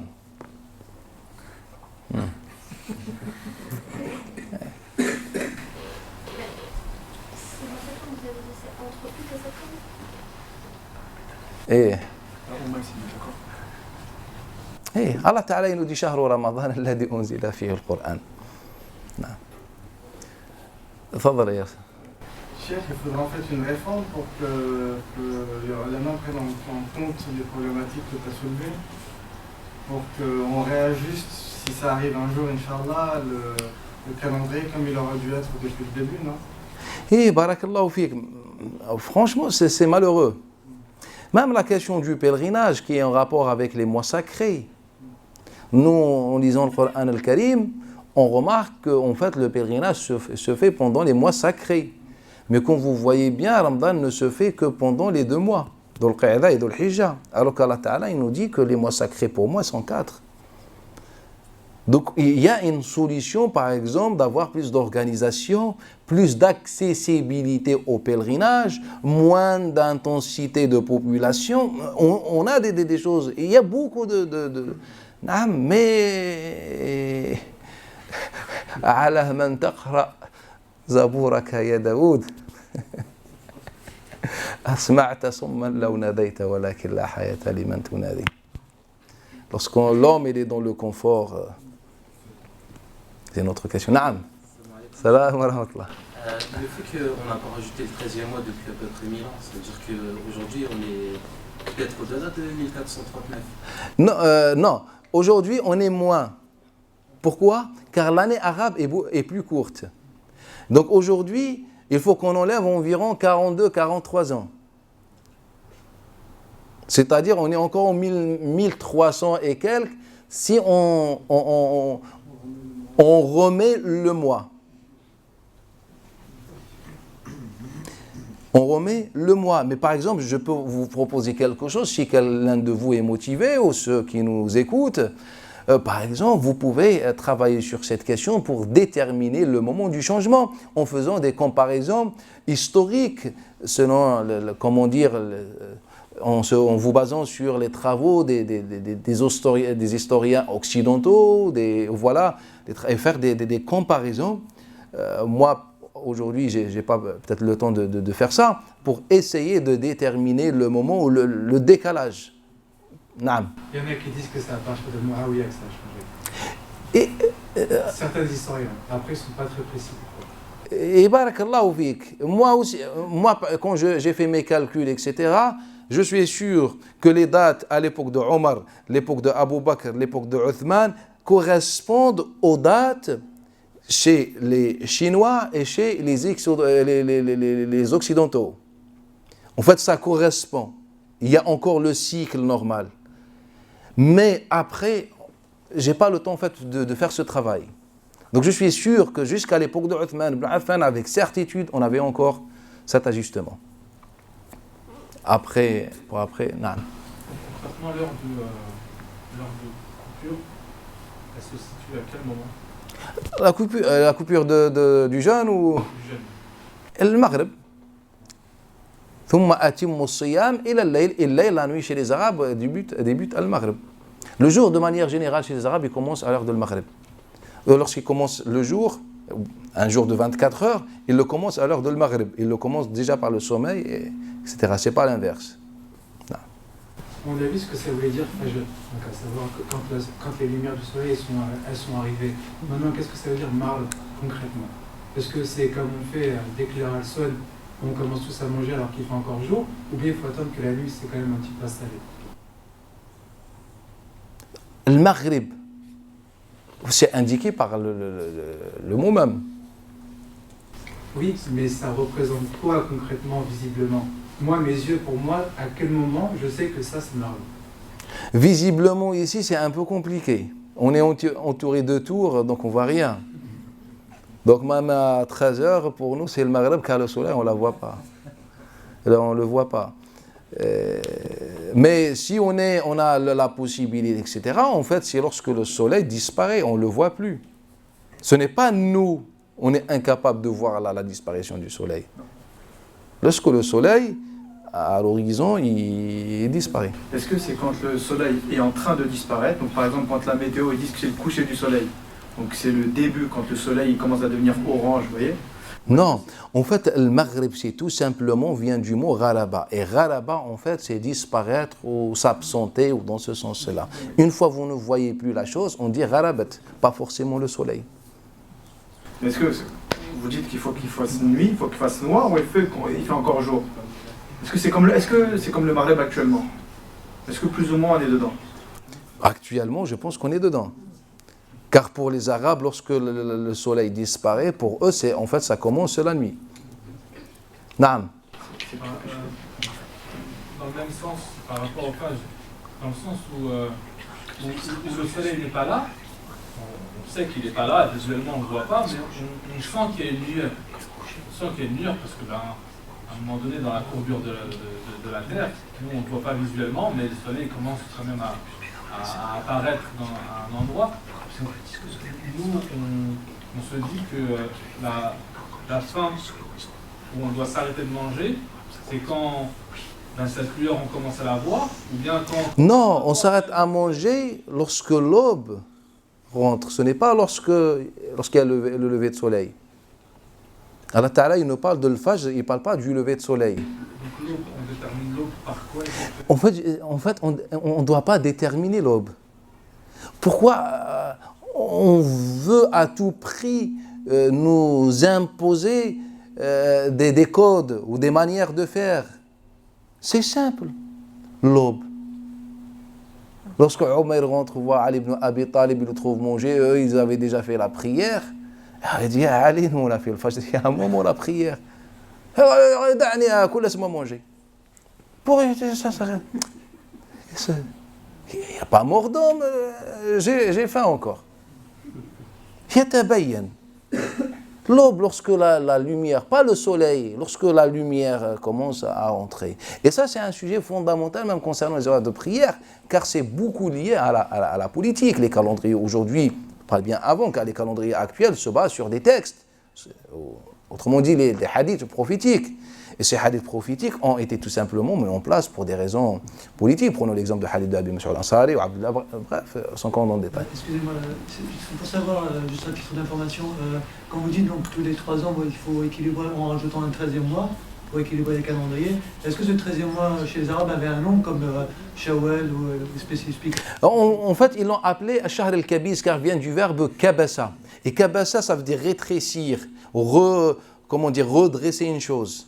Et donc, pour redresser l'année, ils l'ont appelé Shahr al-Kabis. De nombreux historiens musulmans ont abordé la question, parmi eux, l'imam al-Khawarizmi a beaucoup parlé, qui est malheureusement apostat chez les musulmans. Bref, parmi, masha'Allah, l'imam al-Azdi également, les plus récents, l'imam al-Mas'oudi, dans son livre Murj Dhahab, a parlé, a abordé la question en bref dans son livre. Il y a beaucoup d'anciens musulmans historiens qui ont parlé, qui ont voyagé dans le monde, etc., qui avaient vraiment une maîtrise des traditions arabes loin de la religion. Non. Favre. Une question qui n'a rien à voir. Est-ce que une femme qui a ses règles, qu'elle reporte son jeûne, est-ce qu'elle peut jeûner pendant Ramadan? Fika barakallah. Le frère il pose une question, il dit est-ce que la femme, durant sa période de menstruation, doit jeûner ou reporter le jeûne, comme le cas dans la tradition? Je peux donner 2 réponses. Conformément à la tradition, elle ne jeûne pas. Conformément au texte, on a lu ensemble Surat al-Baqarah, et je pense que vous avez tous accès au Coran. Il n'y a pas des agents de sécurité ou des policiers qui surveillent le Coran pour que personne ne le touche. Donc quand vous ouvrez Surat al-Baqarah, est-ce qu'Allah Ta'ala a-t-il imposé la pureté pour jeûner? Dans la prière, est-ce que l'état de pureté est obligatoire? Quelle est votre preuve? Hein? وإن كنتم جنوبا فطهروا. C'est bon. الآن الوضوء شرط est une condition dans la prière. Une prière بدون وضوء باطلة. On a compris. Maintenant, est-ce que le wudu ou tahara est une condition du jeûne? Je vous donne un exemple. Quelqu'un il a fait un rapport avec son épouse. Ils se sont levés dans cet état. Leur jeûne est valide ou pas?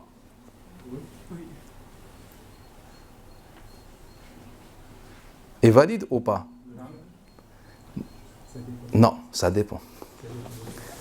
Le hadith authentique d'Ibn Khuzayma Aftara man asbaha junuban fala siyama lah. Celui qui se lève junub, fala siyam lah. Et là, en fait, c'est le début de la réponse. Car combien de hadiths mensongers reflètent plus de vérité que de hadiths authentiques? Là, on sent en fait l'odeur du régime de la politique, etc., qui intervient et le moment où on a fait la tentative. La tentative de l'janaba, du rapport, a échoué. Mais la tentative de la femme pendant sa période a réussi. Et donc, au final, dans cet état, l'homme et la femme peuvent jeûner. Mais la femme, dans sa période de menstruation, elle ne peut pas jeûner. Le hadith de Abi Huraïra n'était pas aussi fort face au désir du régime. Car Marwan ibn Hakam, qu'est-ce qu'il a fait? Comme rapporte Abu Bakr Mawla Soumaï Mawla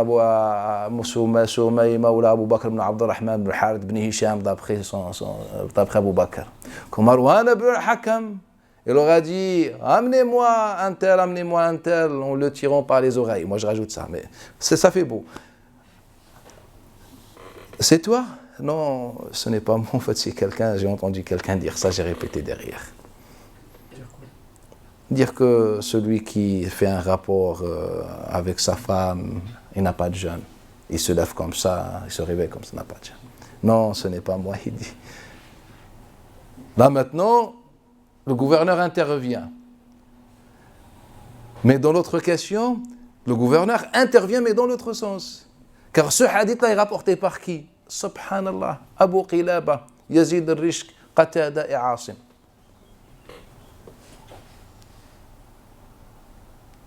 La trinité de l'époque. Abu Qilaba, c'est celui qui vous a rapporté votre prière. Car lorsqu'on a reproché à Omar ibn Abdel Aziz au régime, pour regarder leur prière, elle est bizarre. Et là, Abu Qilaba leur a dit, Subhanallah, elle est bizarre, et moi j'ai fréquenté 17 compagnons du messager d'Allah Ta'ala, ils ont tous prié comme prie le gouverneur. Ah, Masha'Allah. Donc on voulait une prière différente que celle de Abdullah ibn Zubayr, et une prière différente que celle de Koufa. Bref, on était dans ça. Donc Abu Qilaba et Qatada, le compteur du régime, et voilà, ils nous ont rapporté ça. C'est pas ils ont inventé, non, loin de là. Ils nous ont rapporté l'histoire de Mu'adh al-Adawiyya lorsqu'elle est partie voir Aïcha, ou une femme est partie. Voilà, lorsque c'est pas sûr, c'est pas authentique, on dit tout et n'importe quoi. Au final, Aïcha, elle lui dit Aharuriyatun anti, le hadith qui est connu. Elle lui dit à l'époque de Nabi sallallahu alayhi wa sallam, on ne rattrapait pas la prière. Toutes les versions ne parlent pas du jeûne, sauf une, qui est attribuée à Asim et la deuxième attribuée à Abi Qilaba. Toutes les autres versions, aucune version n'a parlé du jeûne, elle ne parle que de la prière, ça n'a aucun rapport. Et le hadith, bien sûr, que vous connaissez, que les femmes sont diminuées dans leur raison et dans leur religion. Vous connaissez ce hadith qui est dans le Bukhari, Muslim, etc. Et nous, on a expliqué ce hadith, on a vu ces différentes chaînes de transmission, et on a vu que ce hadith-là, au final, sa source, c'est le cousin de la Trinité. C'est le Hassan al-Basri. C'est celui le tout premier dans l'histoire islamique qui a prononcé ce texte-là. Qui nous parle d'Aqishat, elle nous dit pourquoi elles sont diminuées, etc. dans la religion, car elles ne prient pas, elles ne jeûnent pas dans une version. C'est une version toujours. Sinon, ça, à part ça, on n'a pas de texte.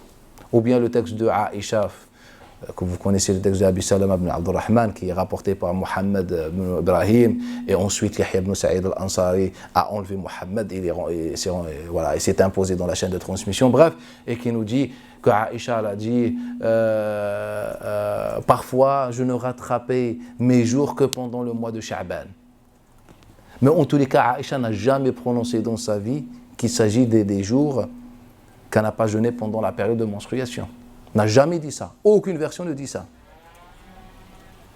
Et elle n'a pas dit que tout le temps. Elle dit, parfois, je rattrapais. C'est-à-dire, parfois, elle est malade, elle est en voyage, etc. Pourquoi vous voulez dire ça? En tous les cas, le texte n'est pas authentique. C'est simple, le Coran al-Karim s'adresse aux croyants. Si la femme, pendant cette période, se considère comme croyante, elle doit jeûner.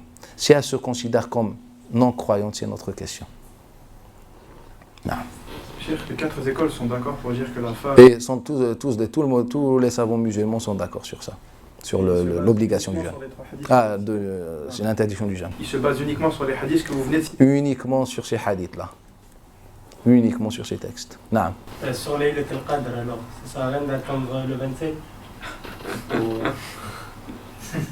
Non, Laylat al-Qadr, ce qui est sûr et certain, c'est qu'Allah Ta'ala fait descendre le Coran al-Karim pendant le mois de Ramadan. Précisément une Layla bénie. Précisément une Laylat al-Qadr. Maintenant, quelle est la nuit de al-Qadr? On n'a aucun texte. On a des efforts des compagnons qui ont essayé de déduire une nuit de la descente du Coran al-Karim. On n'a pas d'informations. Donc, en islam, on n'a pas de mérite, on n'a pas de texte méritoire authentique sur la question. Non. Mais du coup, cette nuit, elle est en septembre. Et on revient toujours à la même question. Non. À quoi ça sert que Allah nous dit Laylatul Qadr khayrun min alfi shahr? Déjà, on voit qu'il y a un mérite dans cette nuit. Non, barakallahu fik, je me rattrape. Quand je dis mérite, je parle des hadiths. Ça ne veut pas dire que Laylatul Qadr, ce n'est pas un mérite, en fait. Laylatul Qadr, en fait, c'est, si vous voulez, en fait, il n'y a pas mieux que Laylatul Qadr. C'est dans la nuit de Qadr, Allah a fait descendre le Coran. Mais en fait, Ça ne demande pas, on n'a pas besoin, en fait, c'est le Coran et le Qadr, c'est la même chose. Mais moi, je parle des hadiths, celui qui veille, etc. Je parle des hadiths, barakallahu fik pour la remarque. est-ce qu'il est demandé aux musulmans de chercher cette nuit? Ou est-ce que cette nuit nous a été racontée uniquement pour une histoire? Si il est demandé, il n'est pas demandé. Dans le sens, il n'y a pas de texte. Mais moi, par exemple, quelqu'un me dit, mais moi, je veux chercher la nuit de l'Qadr, etc. Et je dis, Bismillah, c'est beau, c'est bon, c'est bien, naam. C'est bien d'être dans l'esprit de Laylat al-Qadr, etc. Justement, cher, si cette nuit elle est si importante et qu'Allah nous dit qu'elle vaut 1000 nuits, on est censé savoir plus ou moins où elle est, parce que Non, pas forcément. Il y a un trésor, mais on ne peut pas l'attraper en fait. Non, et Allah n'a jamais dit un trésor, on ne peut pas le rattraper. On nous a dit, le trésor, c'est le Coran. Et le Coran, il est là. Mais il nous fait comprendre que Laylatul Qadr, c'est Et une nuit naam. extraordinaire. En fait, il a dit ça pour faire éloge au Coran al-Karim, pas pour faire éloge à la nuit. Quand il dit khayrun min alfi shahr, en fait, par rapport à la descente du Coran al-Karim, c'est pour nous orienter vers le Coran al-Karim. C'est pour ça, au début, je disais qu'en fait, Ramadan n'est qu'une fête pour célébrer le Coran, s'occuper du Coran, lire le Coran, rester avec le Coran. Naam.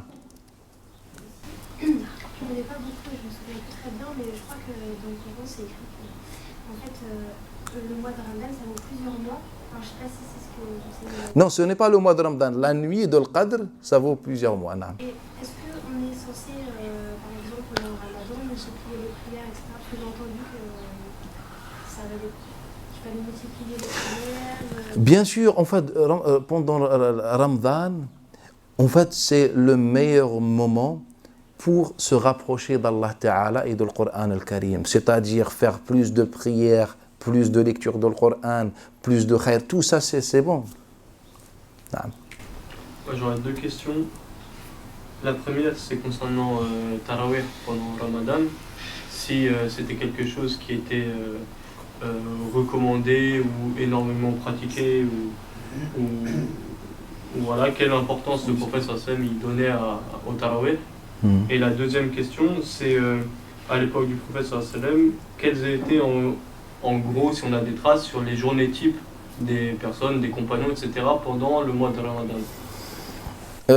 Concernant At-Tarawih, en fait, veiller la nuit, de manière générale, est recommandé en islam. Et si vous voulez, c'est la première obligation, au premier commandement qu'Allah Ta'ala a dit au prophète sallallahu alayhi wa sallam. Qum al-layl. Ya ayyuha al-muzammil, qum al-layl. C'était la première chose. En faisant quoi? En récitant le Coran al-Karim. Pour moi, At-Tarawih, c'est l'une des meilleures adorations du musulman. En fait, car c'est le moment où le musulman peut écouter le Coran al-Karim. Et en fait, on est encore dans l'esprit de le Coran, de ce que le Coran nous dit. At-Tarawih, il n'y a pas mieux, ou bien si vous voulez, c'est l'une des grandes adorations de Ramadan, At-Tarawih. Tout en sachant que ce n'est pas le Nabi sallallahu alayhi wa sallam qui a prié At-Tarawih, c'est Omar ibn Khattab qui a mis en place cette adoration en constatant que les gens, en fait, se réunissaient après le Maghrib, ils mangeaient, etc.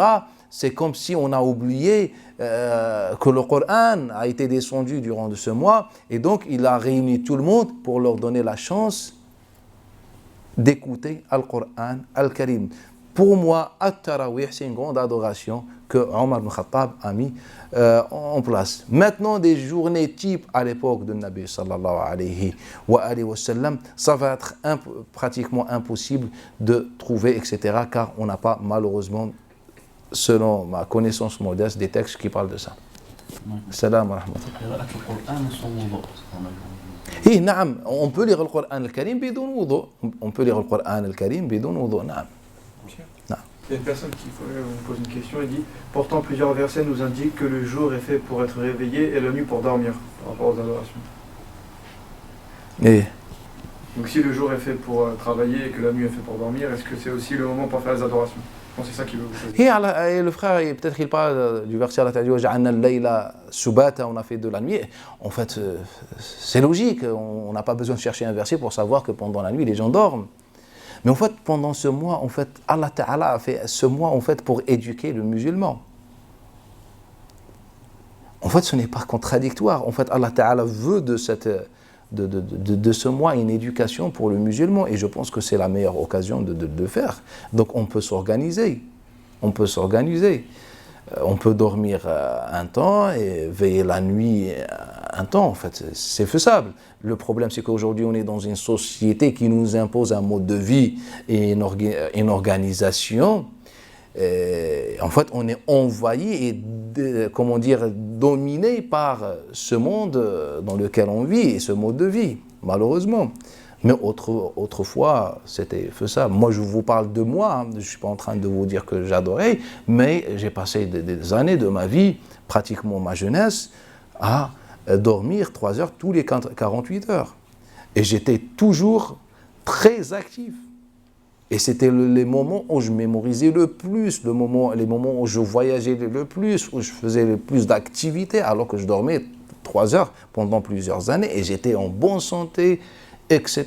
Masha'Allah. Et donc imaginez ceux qui nous ont devancés. En fait, c'est la société qui nous a imposé ce mode de vie. Sinon l'homme, il peut dormir, il s'organise, il peut dormir une partie de la nuit, veiller, etc. Naam. Moi, je reviens juste au des femmes. Si on prend l'exemple de l'imam Abu Hanifa, on va dire qu'il est le plus proche temporellement de l'époque du prophète alayhi salam. Une personnalité comme ça, qui a une largesse au niveau de la science, qui est incommensurable, à un moment donné, il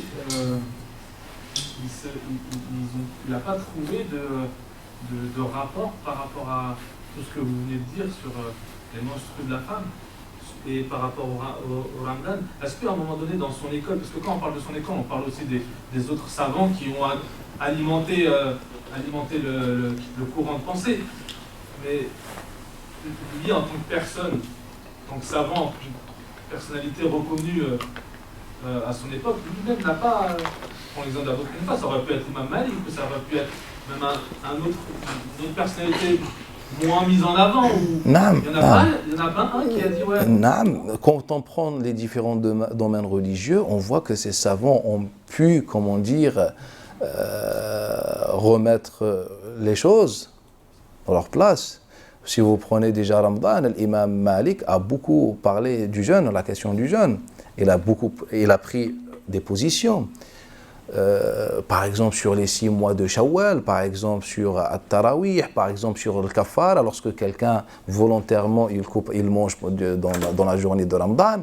On a vu comment l'imam Malik n'a pas suivi ces hadiths qui ont été rapportés Et il a donné des fatwas qui sont pratiquement contradictoires à nos pratiques actuelles.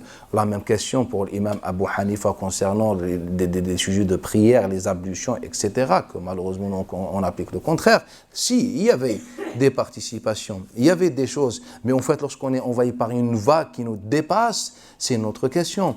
Aujourd'hui, peut-être on a plus de recul que ces hommes qui ont vécu en plein de fitna. Moi, à mon avis, si on était à leur place, on serait parmi les derniers des derniers. Certainement, on ne serait pas à la hauteur de, surtout Abu Hanifa et Malik, les deux. Certainement, on ne serait pas à leur hauteur. Et malgré cela, malgré le contexte, l'époque, l'influence, l'injustice, la pression, etc., ils nous ont honorés. Ils nous ont honorés. Et si je reviens à la question du jeûne durant la période de la menstruation, je peux en fait vous donner un aperçu à travers un récit. Ma'amar ibn Rashid, le cheikh de Abd al-Razzaq, il nous dit, j'ai dit, ya Zuhri, est-ce que la femme, pendant cette période, jeûne ou pas? Il lui a dit, elle ne jeûne pas. Ma'amar dit, qultu ya Zuhri, amman d'après qui? C'est-à-dire dans ma hadith. On a trouvé des gens faire ça. On fait la même chose. Ça reflète une vérité. C'est que cette référence du hadith qui est Zuhri, ce connaisseur de hadith qui est Zuhri, il est incapable de fournir un hadith sur la question. Donc là, on déduit indirectement que les hadiths dont on a parlé déjà de Abu Qilaba, etc., n'étaient pas encore là. Et ont été fabriqués juste après lui. Et c'est vrai, car le hadith diminué, etc., ça vient de Zayd ibn Aslam, l'autre c'est de Abu Qilaba Qatada. Et donc le Zuhri n'était pas encore au courant de ça. Il n'a pas encore visité, revisité le Basra ou Damas pour découvrir ça, comme l'interdiction de manger les animaux carnivores. Il nous dit, moi j'ai vécu toute ma vie à Madine, jamais entendu l'interdiction.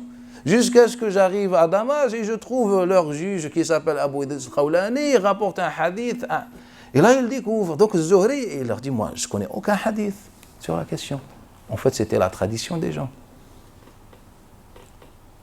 Et donc, si quelqu'un vous donne une autre réponse, vous lui dites, comment tu peux commenter la réponse de Zuhri? Juste pour le Tarawih, vous dites que c'était une innovation de Omar. Mais le prophète avait déjà pris le Tarawih auparavant, mais il ne l'avait pas instauré. Non, le Nabi sallallahu alayhi wa sallam n'a pas pris le Tarawih. En fait, c'est ce que rapporte Urwa. Ce n'est pas authentique, ça. Donc, il y a un texte qui rapporte ça, mais il n'est pas authentique. Non, il n'est pas authentique. Ça, c'est la pratique de Omar ibn Khattab, comme beaucoup de nos pratiques dans la prière ou le jeûne zakat qui sont connues, comme la zakat al-fitr, comme la zakat qu'on donne actuellement, le 2,5%, l'année imposée, etc. Il y a beaucoup de choses qu'Omar ibn Khattab a mis en place, et c'est parmi les réformes les plus pertinentes, à mon sens, dans l'histoire islamique. Et ce n'est pas le Nabi sallallahu alayhi wa sallam. Quand on parle de réforme, c'est-à-dire qu'après le prophète alayhi sallam, il est possible pour nous, êtres humains, de réformer et de, on va dire, dans le sens où, pour faciliter ou bien pour aider la communauté. Non. Pourquoi pas? On peut réformer tant qu'on est dans le sens de l'islam ou la philosophie de l'islam, non, c'est possible. Non. Tout à l'heure, vous avez soulevé un point par rapport aux pays qui n'ont pas le même cycle que nous. Par exemple, il y a 6 mois de soleil. Et dans la méthodologie classique qu'on nous apprend... Regarde l'Arabie Saoudite, c'est ça? Pas forcément, mais le pays musulman le plus proche. Le plus proche, oui. Ils se basent par rapport à leur cycle solaire. Qu'est-ce que vous pouvez dire? Non, moi je leur dis, faites de 12 heures, la moitié. Faites la moitié. Au moins, appliquez une partie de la sunna. Faites 12 heures, et c'est bon. Après, je vous pose la question, vu que c'est le mois du Coran, est-ce qu'il est préférable de lire beaucoup de fois le Coran ou de le méditer? Non, ce n'est pas de lire beaucoup de fois le Coran, c'est méditer. Il ne faut pas que le musulman soit obsédé par gagner les récompenses en lisant, en prononçant chaque lettre du Coran al-Karim, car personne n'a dit ça. Et de Abil Ahwas d'après Ibn Mas'ud, il n'est pas authentique. On parlait du hadith, on dit Ali fait une hasana. Et de Abil Ahwas d'après Ibn Mas'ud. Et le Coran, il nous appelle à méditer le Coran. On médite le Coran. Sauf si la personne veut, tout d'abord, avant tout, mémoriser pour faciliter, il a un objectif. Mais sinon, pour les musulmans, de manière générale, il faut qu'ils lisent attentivement, avec méditation, Al-Qur'an al-Karim, même s'il reste avec Alhamdulillah, Al-Fatiha, tout le mois. Et c'est bénéfique. Tfaddal. Actuellement, il y a une polémique où ça fait quelques années, ils pensent sur les... Ils essayent de faire une sorte de pièce ou de rentrer ça dans le Coran sur les métiers difficiles quand on est dans la gêne pendant le Ramadan. Il y en a et après ils disent que tu ne gênes pas. Mais en fait, déjà en lisant les versets de Ramadan, on sait que Ramadan, on a voulu de lui déjà la gêne ou l'épreuve, etc. Ça va dans ce sens-là.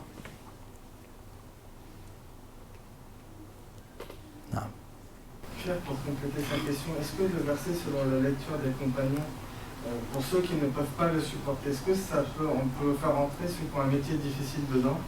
Eh bien, non, mais après difficile et difficile.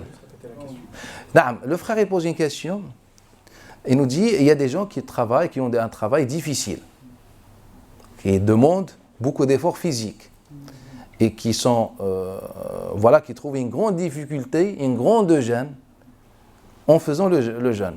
Est-ce qu'ils peuvent donner à la place al-fidya dont Allah Ta'ala a parlé? Naam, si le travail est vraiment difficile et que la personne n'a pas de possibilité de s'arrêter, etc., car elle a une maison, des charges, etc., voilà, la vie est normale.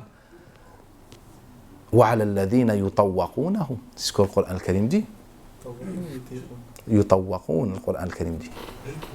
Par rapport à ce que vous dites, je vous prends l'exemple d'un ami à moi qui m'avait posé une question sur ce sujet-là. C'est un sportif de haut niveau. Et est-ce qu'on part sur le fait que être sportif de haut niveau, c'est son métier, c'est son moyen de gagner sa vie, etc. Il a une famille, etc. Et on sait aussi qu'être un sportif de haut niveau, c'est peut-être pas la même condition physique, la même intensité que nous on peut avoir en tant que sportif, et que être en train de jeûner dans un excès d'intensité sportive, ça peut être dangereux physiquement. Est-ce que dans ce cas-là, ça peut être Wallah, moi je préfère pas répondre à des questions spécifiques comme ça, en fait, tant qu'on n'a pas les informations nécessaires. Mais moi je dis de manière générale, si une personne travaille et que son travail est sa seule rentrée d'argent pour subvenir à ses besoins ainsi que ceux de sa famille, dans cette situation, et son travail il est difficile, etc., et ben en fait il rentre dans le verset du Coran al-Karim. C'est ce que je peux dire aujourd'hui de manière générale. Après chacun a ses... Oui. Les compagnons, ils avaient des travails difficiles et ils jeûnaient. Ceux qui ont mieux compris d'une que lui. Oui, mais le travail difficile est difficile. Et les compagnons, c'était leur mode de vie. Peut-être ce que tu considères toi comme difficile, pour eux, c'était banal. Ils ne jeûnaient pas autant, ils n'avaient pas autant d'heures. On ne peut pas se baser sur des exemples des compagnons pour les appliquer sur nous aujourd'hui. Ce n'est pas le même contexte, ce n'est pas les mêmes conditions, ce n'est pas le... etc. Non. C'est une question simple, c'est plutôt pour ceux qui vont écouter. Est-ce que Tarawih, c'est une obligation? Je sais que la réponse, tout le monde la connaît, mais c'était peut-être pour la rappeler. Sachant que, tu sais, toutes les nuits, on n'a que 4 heures de nuit de sommeil pendant le mois qui va arriver. Et je sais que pendant le mois de Ramadan, tout le monde essaie de tout faire. En fait, faire tous ces actes-là pendant un temps très très court, ça peut être très très compliqué. Est-ce que tu as un conseil à donner Barakallahu fik. Quand on revient au début de l'instauration de Tarawih, on remarque que des compagnons, parfois certains compagnons faisaient Tarawih, comme Ubay ibn Ka'b, comme Abdullah ibn Mas'ud, comme Abdullah ibn Abbas et d'autres.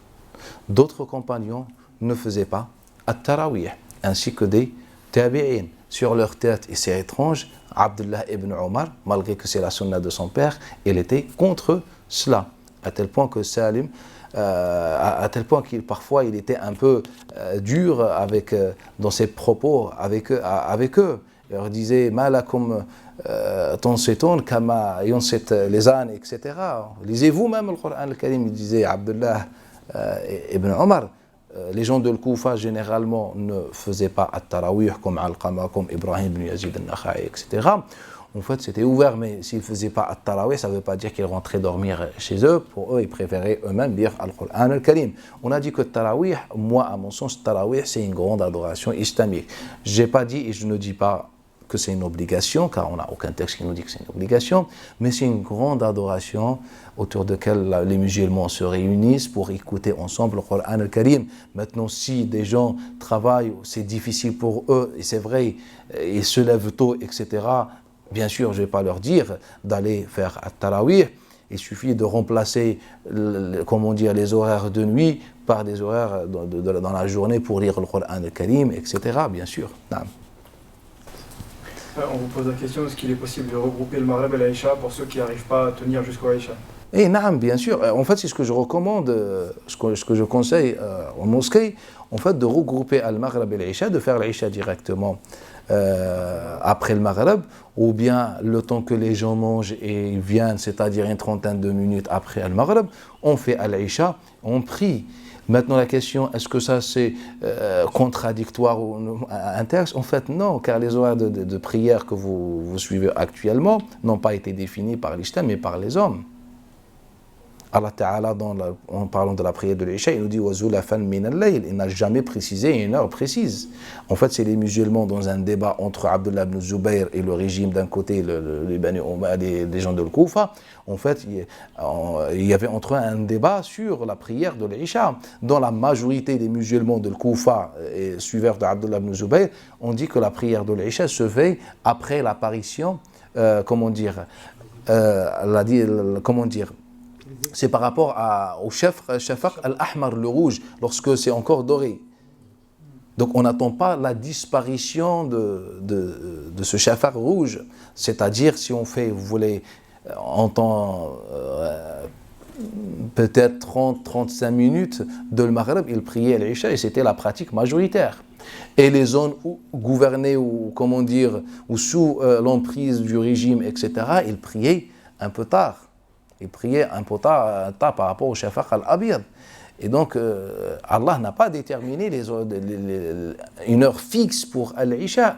Le Nabi sallallahu alayhi wa sallam n'a pas déterminé non plus. Et on a étudié déjà cette année, on a commencé d'étudier cette année les horaires de prière. On n'a pas encore commencé ce sujet, mais on a vu quand même un aperçu. Ce sujet sera abordé d'ici quelques cours. Et nous allons voir qu'on n'a pas des horaires. On avait vu que l'Aïcha, c'était quand le soleil était couché. En fait, est-ce que pour vous, l'Aïcha, c'est quand le soleil est couché et que le ciel est noir? Non, pour moi, l'Aïcha se fait après le Maghreb. Car il y a l'heure de le Maghreb, et il y a Allah Ta'ala, il parle de Zulafan min al-layl. Et par moi, Zulafan, c'est-à-dire un temps de la nuit. Oui, mais ça voudra dire que le Maghreb, c'est un temps d'une demi-heure à peine. C'est une prière, c'est une prière éclair. Oui. Vous voyez, elle est très, très, très, très courte. Quelle si prière? On dit qu'après le Maghreb, l'Aïcha, c'est une demi-heure. J'ai pas dit, je vous ai donné un exemple sur la pratique ancienne. C'est une pratique ancienne. Mais en fait, ça se détermine par les gens. C'est leur disponibilité, peut-être, je ne sais pas, leur mode de vie. Ils se disent, voilà, l'Aïcha, c'est à telle heure. Est-ce qu'on ne peut pas se baser sur Al-Mashaqqa, qui les réunit, Maghreb et l'Aïcha, dans le même temps, parce qu'ils n'arrivent pas? Moi, aujourd'hui, je conseille de regrouper, déjà pour la détermination des heures de prière, qui ne sont pas fixées en islam. Et la deuxième chose, c'est pour la difficulté que ça peut engendrer le fait de prier l'Aïcha conformément au calendrier actuel. Tout en sachant pourquoi qu'un Nabi sallallahu alayhi wa sallam regroupait souvent ses prières, comme rapporte Ibn Omar ou d'autres, c'est connu, Mu'adh ibn Jabal ou d'autres, ou Jabir ibn Abdullah. La prière et la difficulté. Non. Vous avez dit tout à l'heure que Ramadan c'était le mois du Coran, qu'il fallait davantage se concentrer sur la méditation plutôt que sur lire à outrance, etc. Est-ce que vous avez un conseil ou des conseils sur la manière d'aborder le Coran pendant ce mois-là? Parce qu'on voit beaucoup de gens, par exemple, qui se font un programme avec les 30 juz, etc. pour finir le Coran, et on voit que de toute façon, les juz, ils sont pas établis en fonction des sourates. Du coup, par exemple, on va lire une journée le début d'une sourate, le lendemain une autre partie d'une sourate, etc. Et on n'aura pas le message bien condensé. Est-ce que ça serait pas plus logique ou intéressant, pertinent dans la méditation de, par exemple, se faire un programme de sourate pendant la journée, c'est d'avoir, par exemple, une journée je lis une sourate, une autre journée je lis une sourate, mais toujours garder cette base cohérente qu'est la sourate, plutôt que de diviser en 30 parties. Non, en fait, on est en train d'étudier ça, et l'année prochaine on commence les règles, comment comprendre le Coran al-Karim, car ça, c'est un peu long. Mais qu'est-ce que je peux dire aujourd'hui? C'est qu'aujourd'hui, en lisant le Coran al-Karim, Allah Ta'ala nous a toujours parlé de la descente des sourates. Allah Ta'ala n'a jamais dit qu'il a fait descendre un verset. Il a toujours dit qu'il a fait descendre une sourate. Et lorsque les associateurs ont réclamé des paroles divines, ils n'ont pas dit des versets, mais ils ont demandé une sourate. Là où la unzilat sourate. Lorsque les musulmans ont demandé au prophète une sourate pour leur autoriser le djihad et de défendre leur terre contre les attaques de Quraysh, ils ont demandé une sourate. Lorsqu'Allah Ta'ala a défié les mouchriquines sur des sourates. Tout sachant qu'à l'époque de Nabi Sallallahu alayhi wa sallam, il n'y a pas des versets 1, etc. C'est venu beaucoup plus tard. Donc, lire le Coran al-Karim selon le travail qui a été fait par les hommes ne mène pas à grand-chose. Donc, si Allah Ta'ala a fait descendre des sourates, si les premiers ont compris que la sagesse se trouve dans les sourates, si Allah Ta'ala a défié les mouchriquines sur des sourates et non sur des versets, c'est que la sagesse se trouve, réside dans la sourate. Et c'est pour ça que certains savants musulmans ont compris depuis le premier jour, plutôt les mu'tazilites. Et je pense que les seuls qui ont compris la question. Ils ont dit, il n'y a pas de miracle dans les versets, mais le miracle se trouve dans les sourates. Et ils ont raison. Car Allah Ta'ala n'a jamais défié les mouchriquins sur des versets. Car les versets, ils sont formidables, si vous voulez. Si vous prenez un verset, Ja'a Rabbuka mathalan, tout le monde le dit. Mais Allah Ta'ala défie les mouchriquins ou les non-musulmans sur des sourates. Si vous voulez faire descendre une sourate, plein de sagesse, etc. Et donc, il faut lire des sourates. Donc, jamais, pendant ce mois, il ne faut jamais être préoccupé par finir, clôturer Al-Qur'an al-Karim. Il faut aller avec le Qur'an al-Karim doucement. Il faut qu'on se fixe des objectifs. Par exemple, moi, mon premier objectif, lire sourate Al-Baqarah.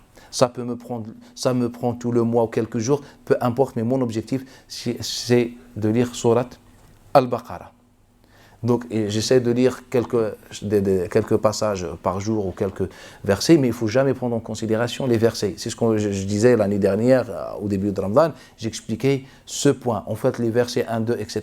ont été mis par les hommes. C'est-à-dire, si vous lisez Al-Qur'an al-Karim selon ce qui a été fait par les hommes, vous ne risquez pas de comprendre Al-Qur'an al-Karim, le sens n'est jamais complet. Donc, en lisant, quand vous lisez des sourates, il faut toujours chercher le sens qu'Allah Ta'ala veut vous transmettre. Et généralement, les sourates commencent souvent par des introductions et se terminent par une conclusion.